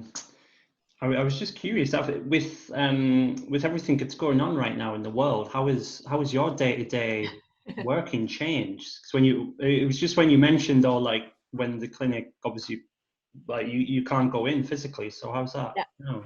So yeah, at the moment we're not allowed into the labs at all, so we can't do any more lab work, which is quite a change to get your head around, actually, because we're so lab based normally. Yeah. So we can do a little bit from home. So we can do a certain amount of data analysis. So in my particular project, I don't have any sort of big data sets at the moment, but some of the other projects do, and so they're able to analyze the data sets by computer.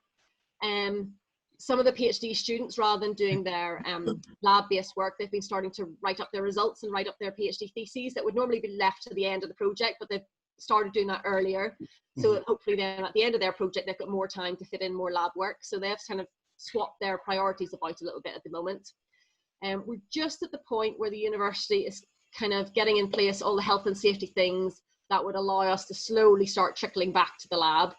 And so we've been asked to sort of put forward projects that might be suitable to be restarted with all the safety measures in place.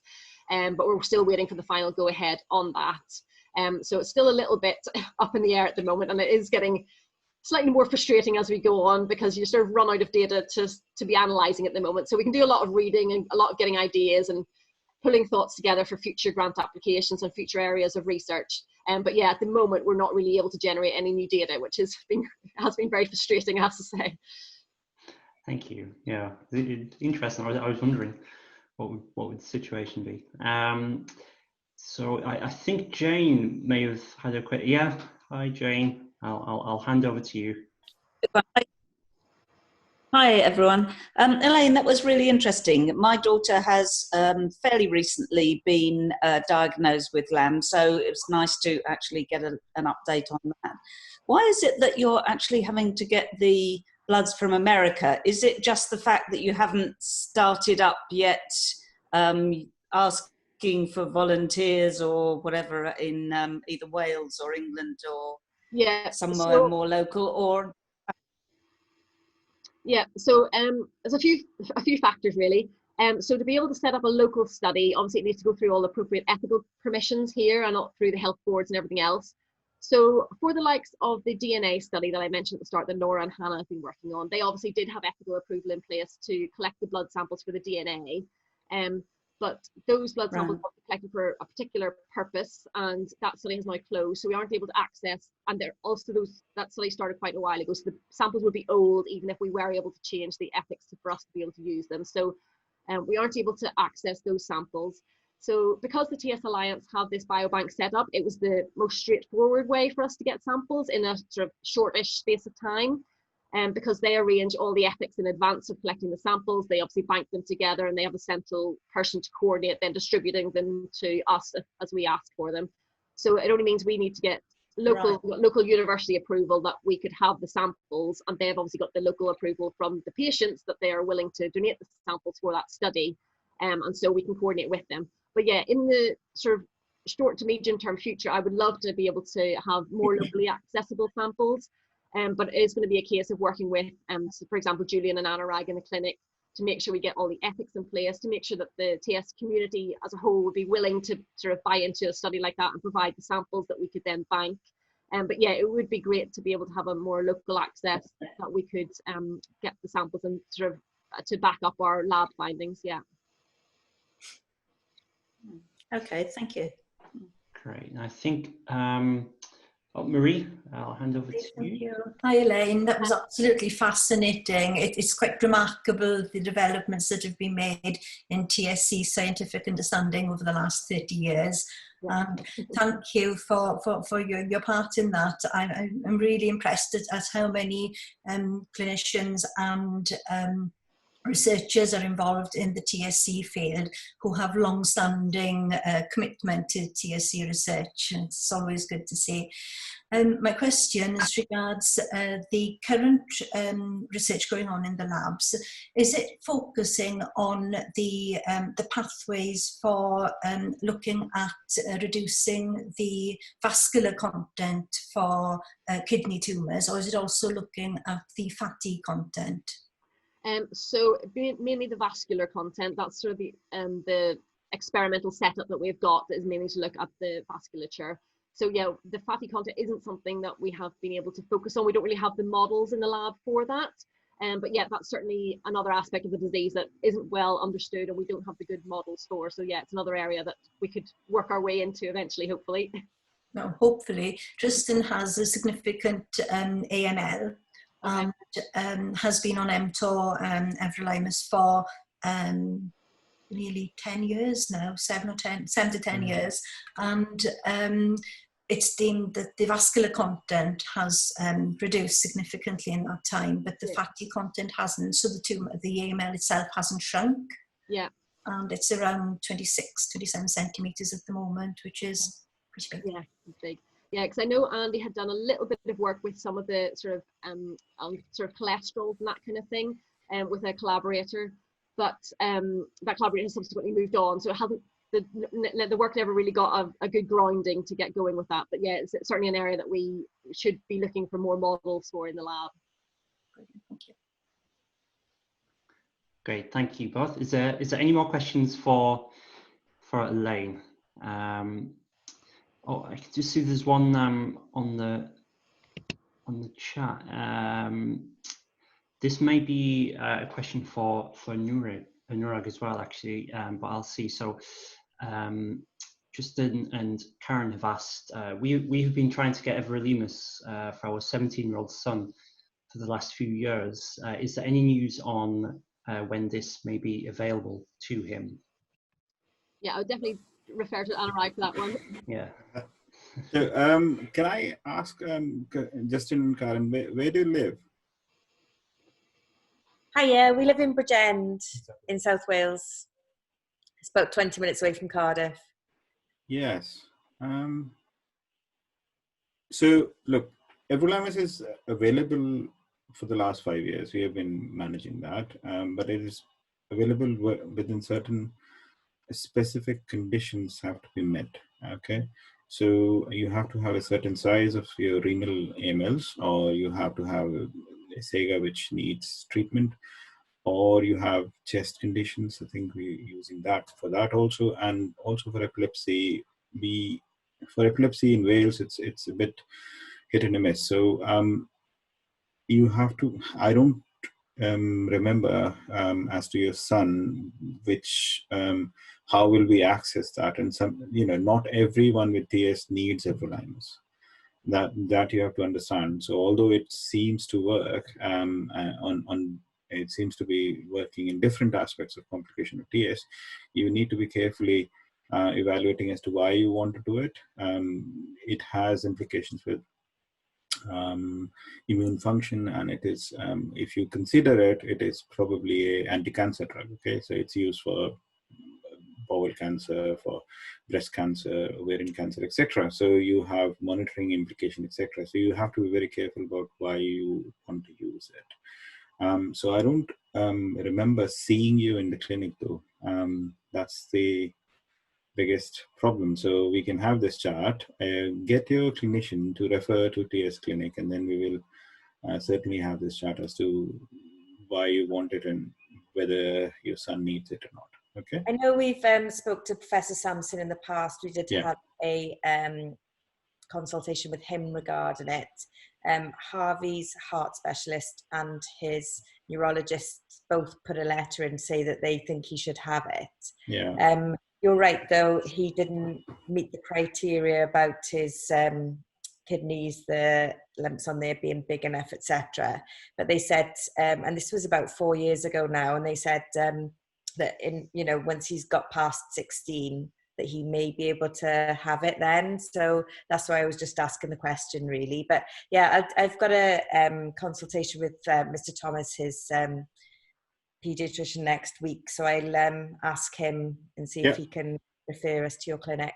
Thank you. That's absolutely fine. It's just it is a progressive problem, so you have to evaluate at the time. So I think, you have to be careful about it, because we have to still function within the license of the drug, and the license says that you have to satisfy a few conditions before you can access it. And if you don't do that, we'll probably shut down. Okay, right. Great, lovely. Thank you both. Can I just say something about Elaine's presentation? Elaine, your presentation was brilliant. It really hurt my head, and that's very good. Okay? The science is supposed to be like that. Okay, so I really appreciate what you guys are doing in the lab, but so all this business about getting these projects started, you need to persevere, I think, and there are a few other projects which we are doing with this biobank, not TS specific other condition. It is a bit of a challenge to keep you going, because it just takes so long. But carry on.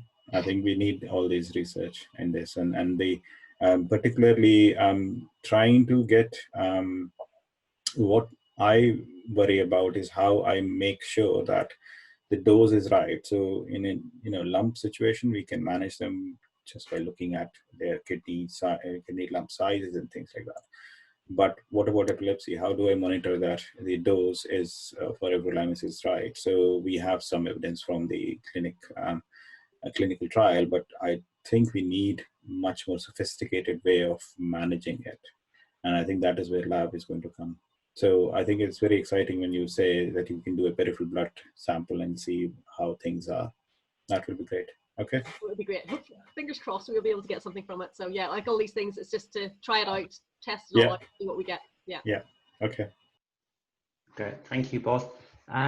Curry, did you have your hand up earlier? Hi, Elaine. Firstly, I just wanted to say that it's so reassuring for us as parents, knowing that this is classified as a rare condition, and yet there's all this huge amount that's going on behind the scenes. That was just really quite overwhelming, to be honest. I was a bit shocked by that. There was one point you brought up that I wanted to double check with you. You mentioned that when it comes to the gene alterations, there's the typical ones where it's very obvious that, you know, it matches the symptoms that are present. But then you also mentioned that there's been some new developments where there's been alterations that you're not entirely sure whether or not they are connected or whether they're just a general mutation. So is it possible that there can be like a gene alteration without it actually being the condition? Yeah.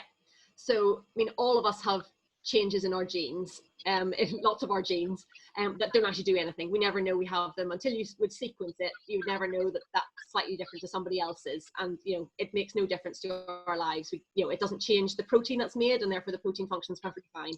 And so you have these well, some of them are called SNPs, single nucleotide polymorphisms. If they don't cause a protein change, they call it a silent gene change. So although they might change the DNA structure, they don't change the bit of the protein, so it functions perfectly normally. And so there's quite a tricky balance to get to make sure that actually the change that you found is actually a disease-causing change. It isn't just one of these more silent, subtle changes. That's been part of the reason they've been trying to look at both the parents as well as the child, because obviously if the parents have the same change, it's unlikely to be the disease-causing change because the parent hasn't shown any symptoms. And so that's a really powerful way you can try and you have these trio studies, so the child plus the two parents.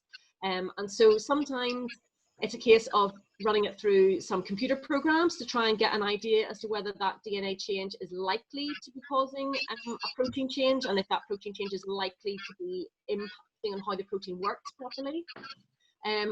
But you can't always guarantee that either from the computer programs. They aren't foolproof either. And so sometimes we can make those changes artificially in the lab in some cells, and then maybe look to see whether we see a higher mTOR activity compared to normal with that change in place, which might give further evidence that it might be a disease-causing change.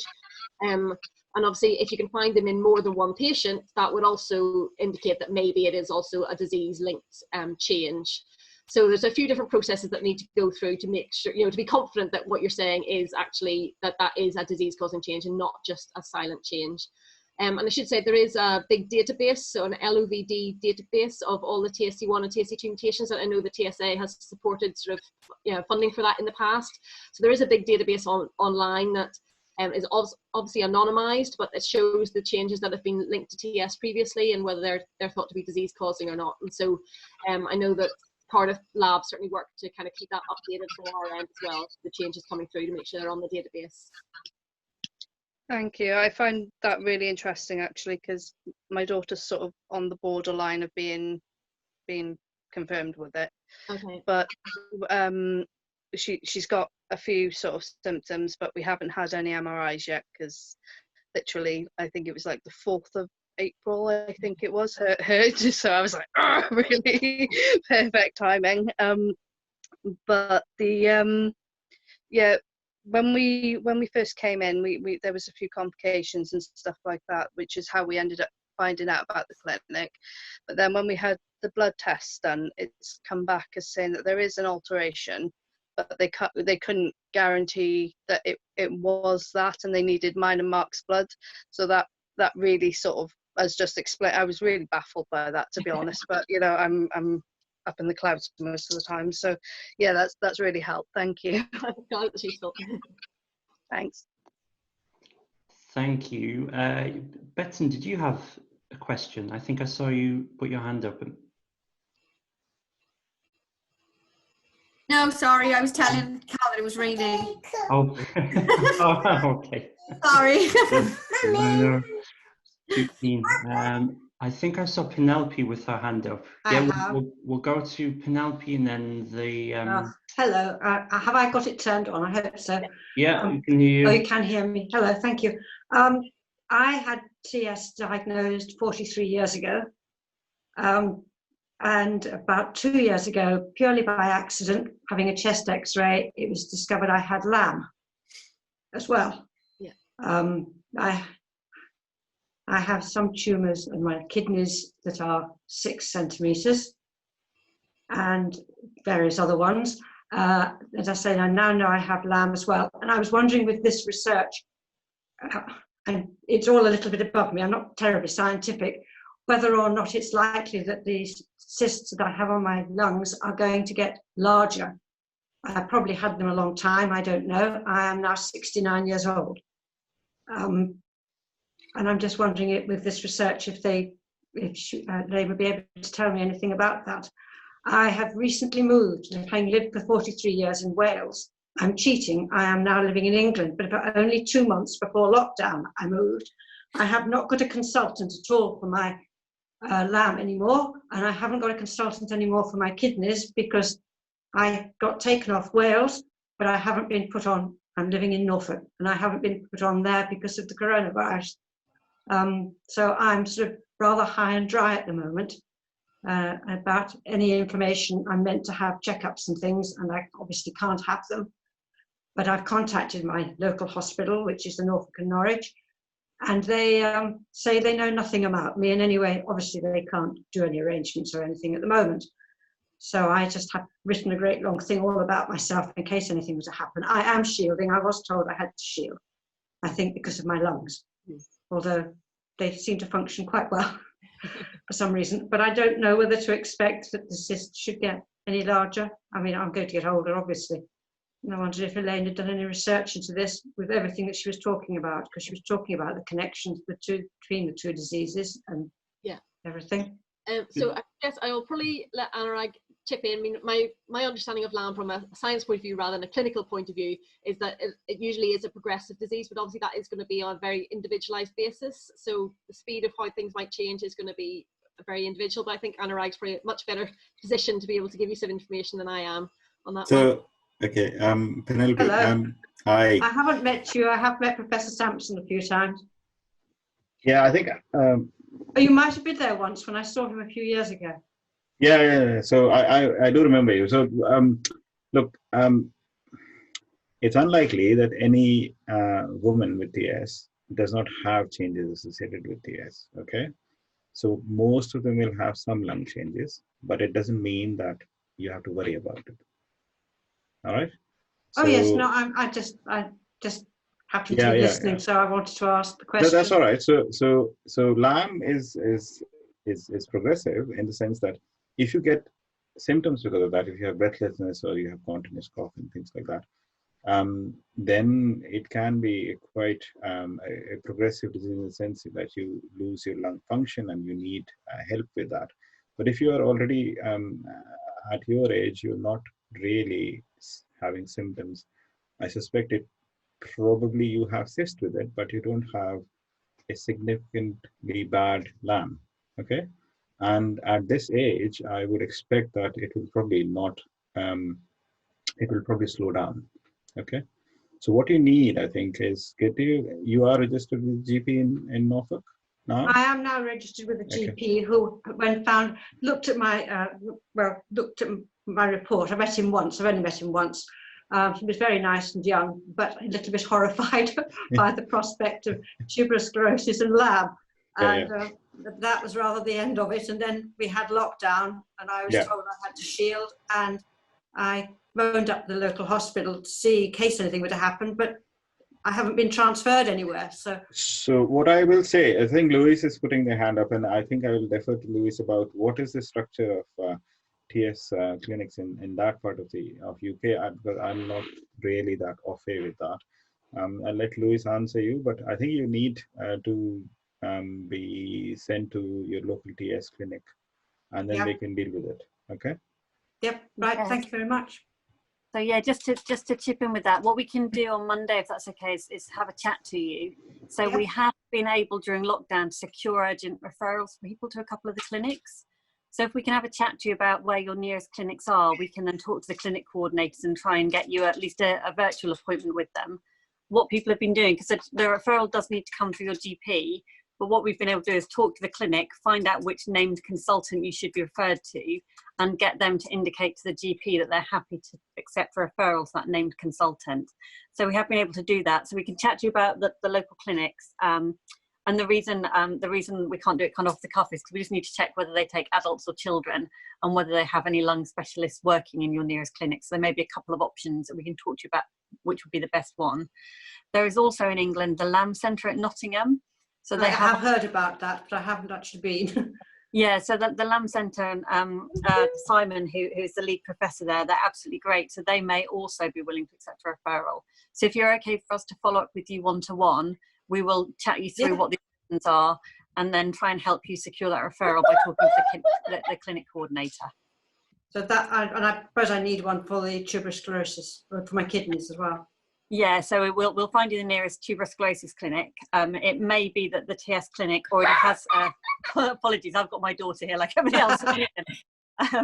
It may be that the local clinic does adults and also has a specialist who can deal with lungs, but if not, we'll try and get the local TS clinic plus the Lamb Centre because they're near enough that you can probably get referred across to them. No, lovely, thank you very much indeed. That's right. So it'll be either Anna or Mega that follows up with you, but we'll try and help with that as quickly as we can for you. Thank you so much. Thanks. Say, Penelope, what just so we've got it for contact purposes. What is your surname? Morris. Morris. M-O-R-R-I-S. Thank you.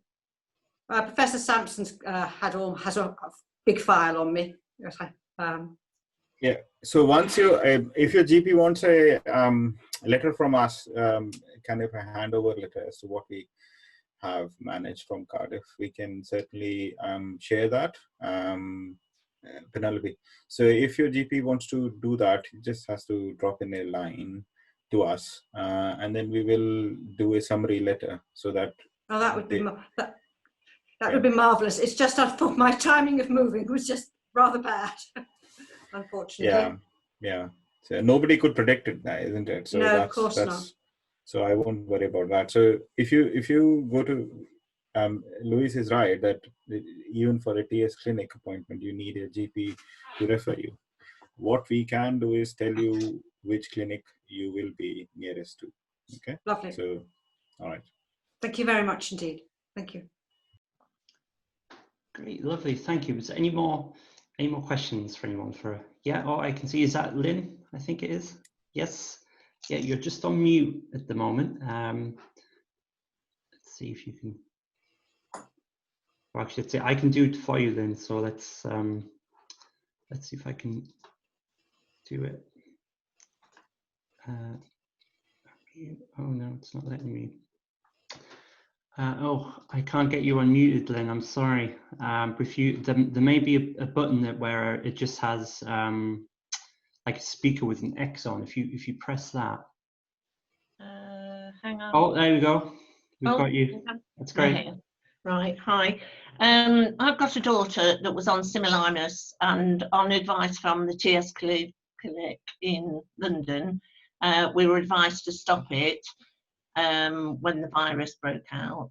She's now been off it 11 weeks, 12 weeks, and we're just wondering when we should restart, or is there a risk with her kidneys? She's got AMLs on both kidneys. Do you want me to take it? Sorry. Yeah, either of us. I mean, my advice would be to go back to the clinic because obviously we'll have a medical history. But yeah, you can probably say that better than I can.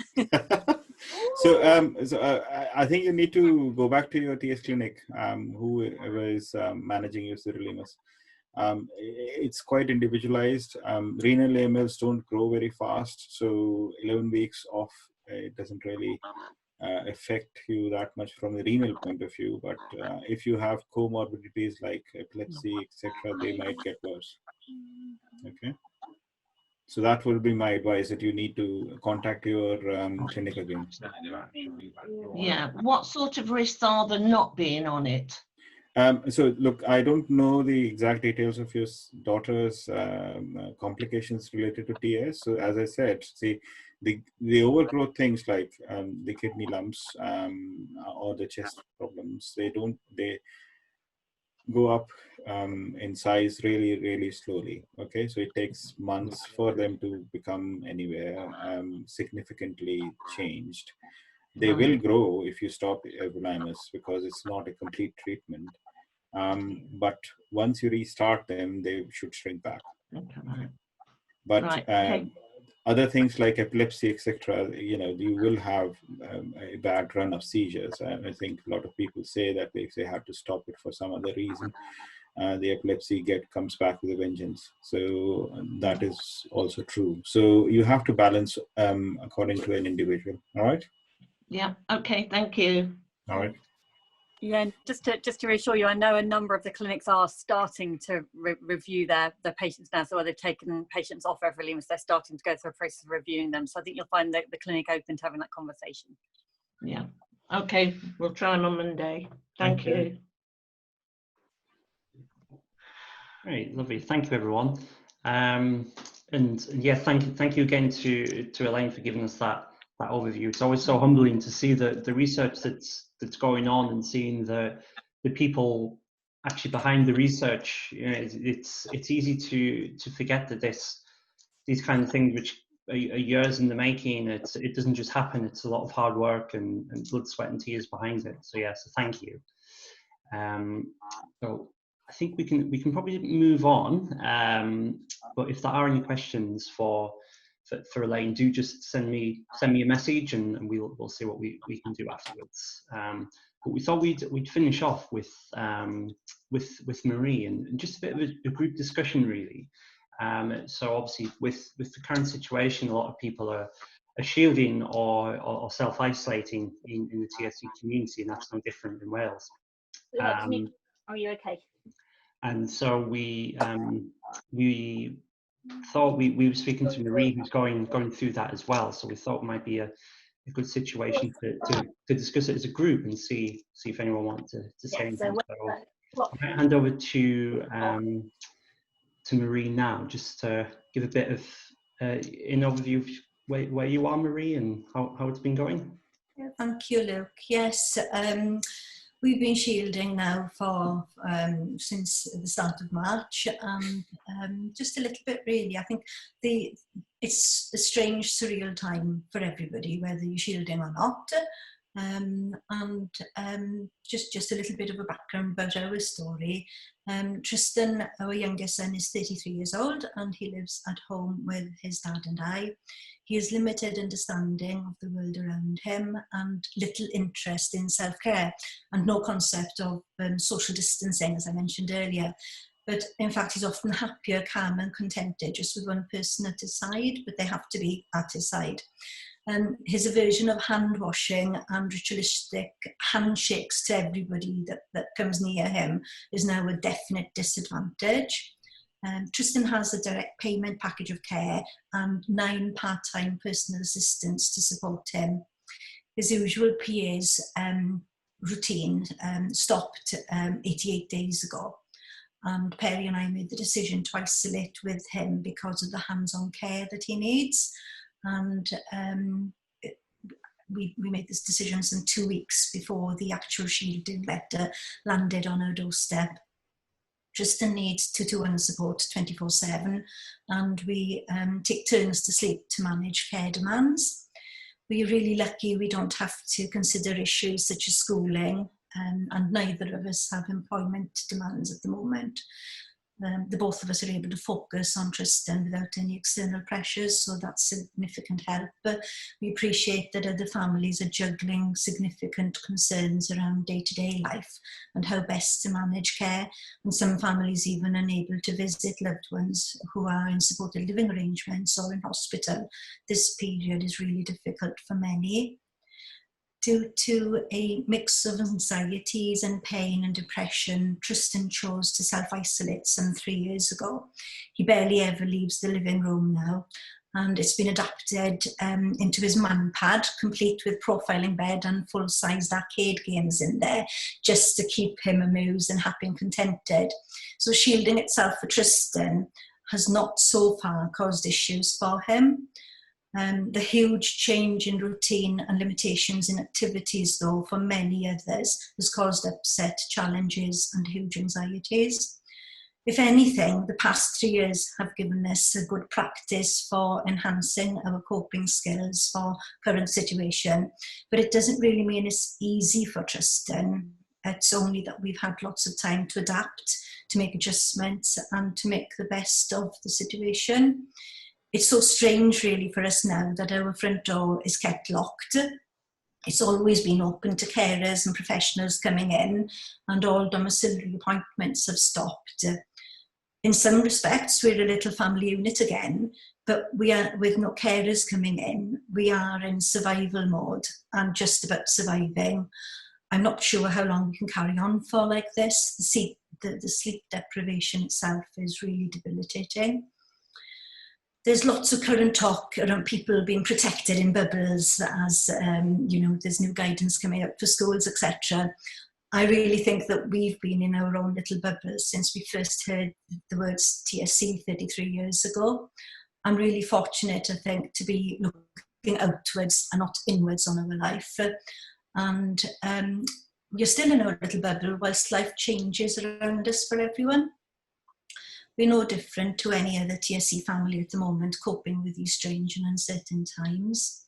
Like many with medically complex loved ones, we are well versed in making difficult decisions around managing risks and also in navigating the confusing systems of health, social care and education between Wales and the rest of the UK. It's a confusion others are experiencing possibly for the first time due to separate COVID guidance from each UK country. But in some respects, that's welcome to our special needs world.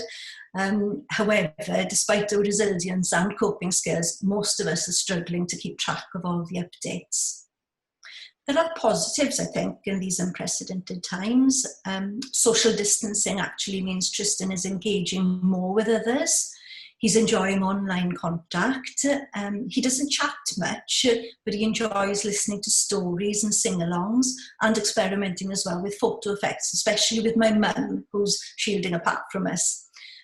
He is in control, complete control of the disconnect button and has no shame at all in using it when he's had enough of someone. With limited support, we have had to relax our expectations a lot to try and take care of ourselves and be kind to ourselves. I've taken to making cakes. Had fun recently joining in with the TSA's tea and scones week, and I'm also batch baking, which is filling our freezer really quickly. And Perry's painting and working outside. As the weeks have gone on and organisations are embracing online platforms, I think there's been more opportunities to engage with others online. And it's been good to join a session again this week via Zoom, sharing our experiences of family life with TSC with undergraduate genetic and genomic counsellors in Cardiff. If online platforms become the accepted norm for others, I think it'll mean that we as a family can continue to interact and be more involved with things. I think there are so many positives and potential advantages for us. For instance, with future hospital appointments. Tristan was offered this week an outpatient appointment for the end of June in Morriston. And we asked for a teleconference instead, and it was arranged without question. It's an issue that we've had difficulties with in the past because Tristan has been refusing to move out of the living room. There are, of course, concerns. At the start of shielding, grocery supply was a huge worry. Now thankfully resolved within the first few weeks, but we are totally reliant on internet shopping and pharmacy deliveries for everything coming into the home, and cash has no value at all now. Everything is done online through banking. There are new challenges as well more recently in trying to source PPE equipment because Tristan has a direct payment and we are advised to source purchase of PPE for Tristan's PAs without any guidance at all from anywhere. So navigating Google to try and find PPE supplies is proving a headache. The uncertainties too, and some of them weigh really heavily, especially how we can manage to access routine scans that are due. And also, I think what worries me most, what would happen if Tristan was to have COVID-19? Would he have access to treatment because of his abilities? And if he was admitted to hospital, would I be able to be at his side? And nobody's able to give me any reassurances there. We've been isolating for 12 weeks as well, and although it's hard, especially when Tristan is not contented, I'm actually really anxious about thinking of going out to the community again when shielding ends. I'm really not sure how I'm going to cope with the worry of the outside world and infection, at least until a vaccine or better treatments options are available. I think the best words of advice we had when Tristan was diagnosed was take one day at a time, and that's been my mantra ever since, and it's serving us well again. And really difficult times, but there are some positives that we're trying to cling on to. I wonder how is everybody else coping? Thank you, Marie. Really appreciate that. I know, at least for me personally, most of us are largely home-based anyway with the TSA, but I've found that it's so nice that we can now do things like this over Zoom, where the possibilities are there, and it's obviously not the same as face-to-face, especially for events, but it's nice just to have that opportunity. And there's someone very close to me in my family who lives with autism, and they have found the situation quite positive, I would say. There's been struggles, but the fact that they can dictate a lot, as you said, similar to Tristan, where there's less of that. It's just a slower way of life, I suppose, in some ways. So I think it's important in times like now to really to think of the positives, even though there might just be slithers. At least there's something there. I was just thinking aloud. Well, it wasn't aloud; it was in my own head. But I was just thinking. It might be an idea for us to look at possibly some session around transitioning out of shielding back to day-to-day living for the TSC community, because we're looking to put on more sessions. So if that's something that people think would be of benefit, it's certainly something we can look into. If anyone ever does have any ideas, do please get in contact, and we'll see what we can do. Because they're there to benefit the community first and foremost. So yeah, we'll always try to work something. But yeah, it would be interesting to know if anyone else's experiences, if anyone's happy to share anything. Oh yeah. We've been happy in the sense that we've had a lot of support, like I said, from doctors and health social worker has been amazing. Ringing us all the time to check, because we had a lot of issues, like you said, with him. Cal doesn't do well being stuck inside. He's definitely an outside person. So we've been driving him to, like, I found a lot of deserted fields and rivers and things I never knew existed before. So the only problem now is we have the Cal thinks throwing stones is a normal thing, so he throws stones wherever he goes, and I'm like, no. But yeah, we've been very lucky with the weather, but I do agree it's very hard. Both Dave and I are working from home, so we're trying to juggle that. We've got another 2-year-old as well. Wait a minute. And as you can see, it's a bit hectic sometimes. But I think, like Marie was saying, we do the same. We just think one day at a time. And I think sometimes it's hard in this. I was coping quite well until it sort of came about that this could go on for a long time. And that was suddenly like, God, we could still be doing this at Christmas. And I think that threw me a little. But I definitely think contact is the key, and like you said, doing things like this is very useful. So definitely more communication, I think, is the key at this point. And my IT skills are so much better now than they were before this. So but yeah, that's it really. No, inside it's raining. Kerry, did you have your hand up there? Yeah. Yeah, I've had a bit of an interesting few months, to be honest. I pretty much we pulled our children out of school about a week before the official lockdown hit. So it's been there's been bad days. I'm not going to lie. You probably heard my son having a bit of a moment earlier. I'm sorry about that. But yeah, at the moment we've got a really, really big problem because my 4-year-old girls are due to start school in September. But like the school have, obviously they've said now the schools could start back the end of June, but we literally have one in a specialised unit in Ammanford, and then I have 3 across the Powys border then in Sunny Bridge, in a primary school and a nursery. And I've said no, because if just one of them catches it, we can infect a 30-mile radius. It's not happening. But the one big problem we're facing at the moment is that both of my girls have like severe speech delay. And Robin has the episode seizures and stuff like that was going on with her.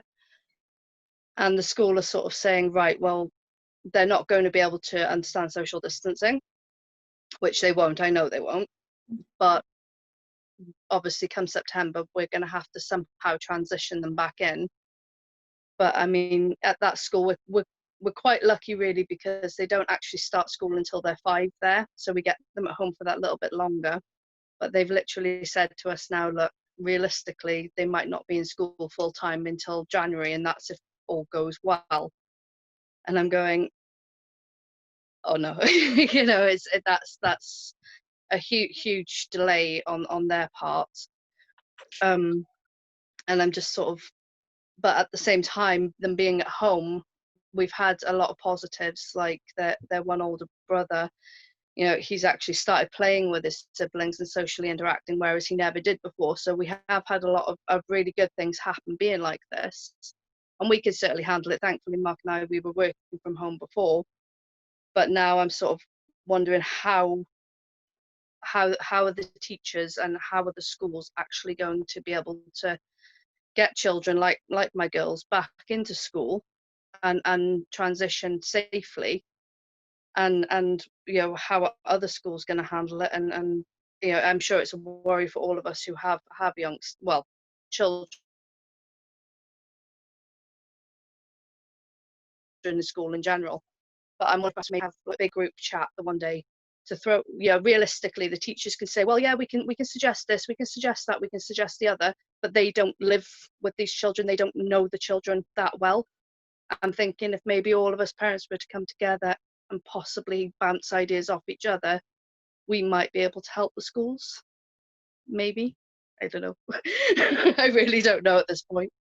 Oh yeah, it's certainly something that the TSA can look into as well, in terms of sort of getting everyone together. Louise is showing the thumbs up. That's good. So yeah, it's something we can certainly look at. We're here to represent, support, fight for the TSC community. So that sounds great.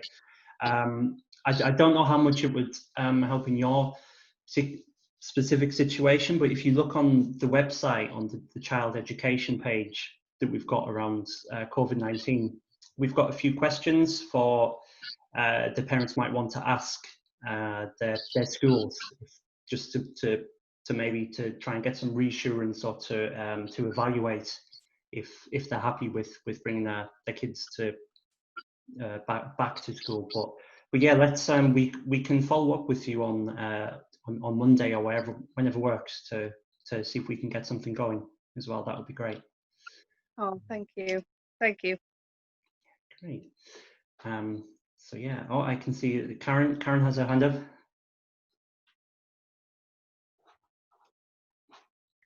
Hiya, I just wanted to say, Harvey is in college in Cardiff, and he used to travel by train to get there every day. But I pulled him out straight away as soon as there was a risk of COVID in Cardiff. I stopped him going, because I was just concerned that, not knowing how bad it was, etc. So he, bless him, has been staying home, and he's been working virtually online, so everything's good there. But I know that it's not compulsory to send your child back until September anyway. At the moment, you can send your child back at the end of June, but you don't have to, and you're not going to be penalised for it. And for me personally, it's just your own point of view anyway. I don't want to send him back because we've worked so hard on these risks and things and keeping our family unit safe. I personally, for us, I don't want him to go back on the train. I don't want him to go to Cardiff. You know, love him. He's 17, and all he wants to do at the moment is to go out with his friends and meet up with them. And some people are doing that, but we're saying to him, you know, please don't, because we want to keep you safe, you know. And bless him, he is listening, and he's quite happy to do as we say and take our advice. But it is really hard, and you're right, it is really good if as parents could get together and bounce ideas off each other, and etc. Because, you know, it's tough for us parents, isn't it? And everybody's in the same position, in the same boat. And I'm like you, Marie, I'm worrying now about, when do I go back to the shop? When do I go back out? And, you know, I used to love shopping and window shopping and just going out for a little wander around the shops. But now it's just, oh God, do I want to do that again? And even going to put fuel in the car is worrying at the moment, you know. But anyway, that's enough from me. I just wanted to share that with you. Thank you. No, that's great. Thank you. Thank you. Sorry, I had a quick question just in my head when you were talking about learning in schools now for Anurag. I was just wondering, you know, with his epilepsy, I know it does affect their learning. Is that all the time if they're just having quite a lot of seizures, or even if these little ones are creeping in? Will that affect his learning now again? It's difficult to predict that. Okay, so it depends on. So what we think about epilepsy and learning is that obviously I would like not to have anyone to have seizures.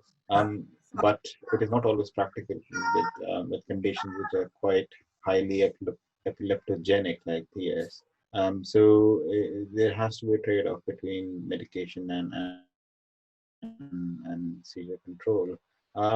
With the learning aspects, obviously, I think you were saying that Kelly is now having he was obviously night having, you know, a lot, like I said, till just for Christmas, and then we managed. Typically, this first 3 months we've ever had where he hasn't had any. So okay, I will support him going 5 now a day at night when he's sleeping. Okay, that doesn't help because next day he will be shattered, isn't it? Because his sleep is not being well. So okay, so you were going to speak to Dr. Natarajan. So why don't you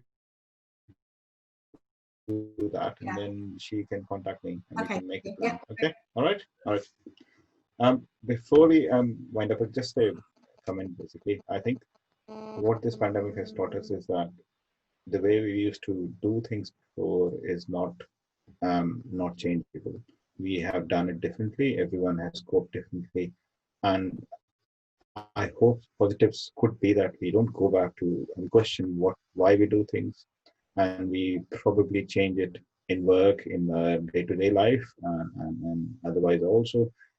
If it helps reduce the unnecessary things which we realize, like travel, etc., then that will be all positive, isn't it?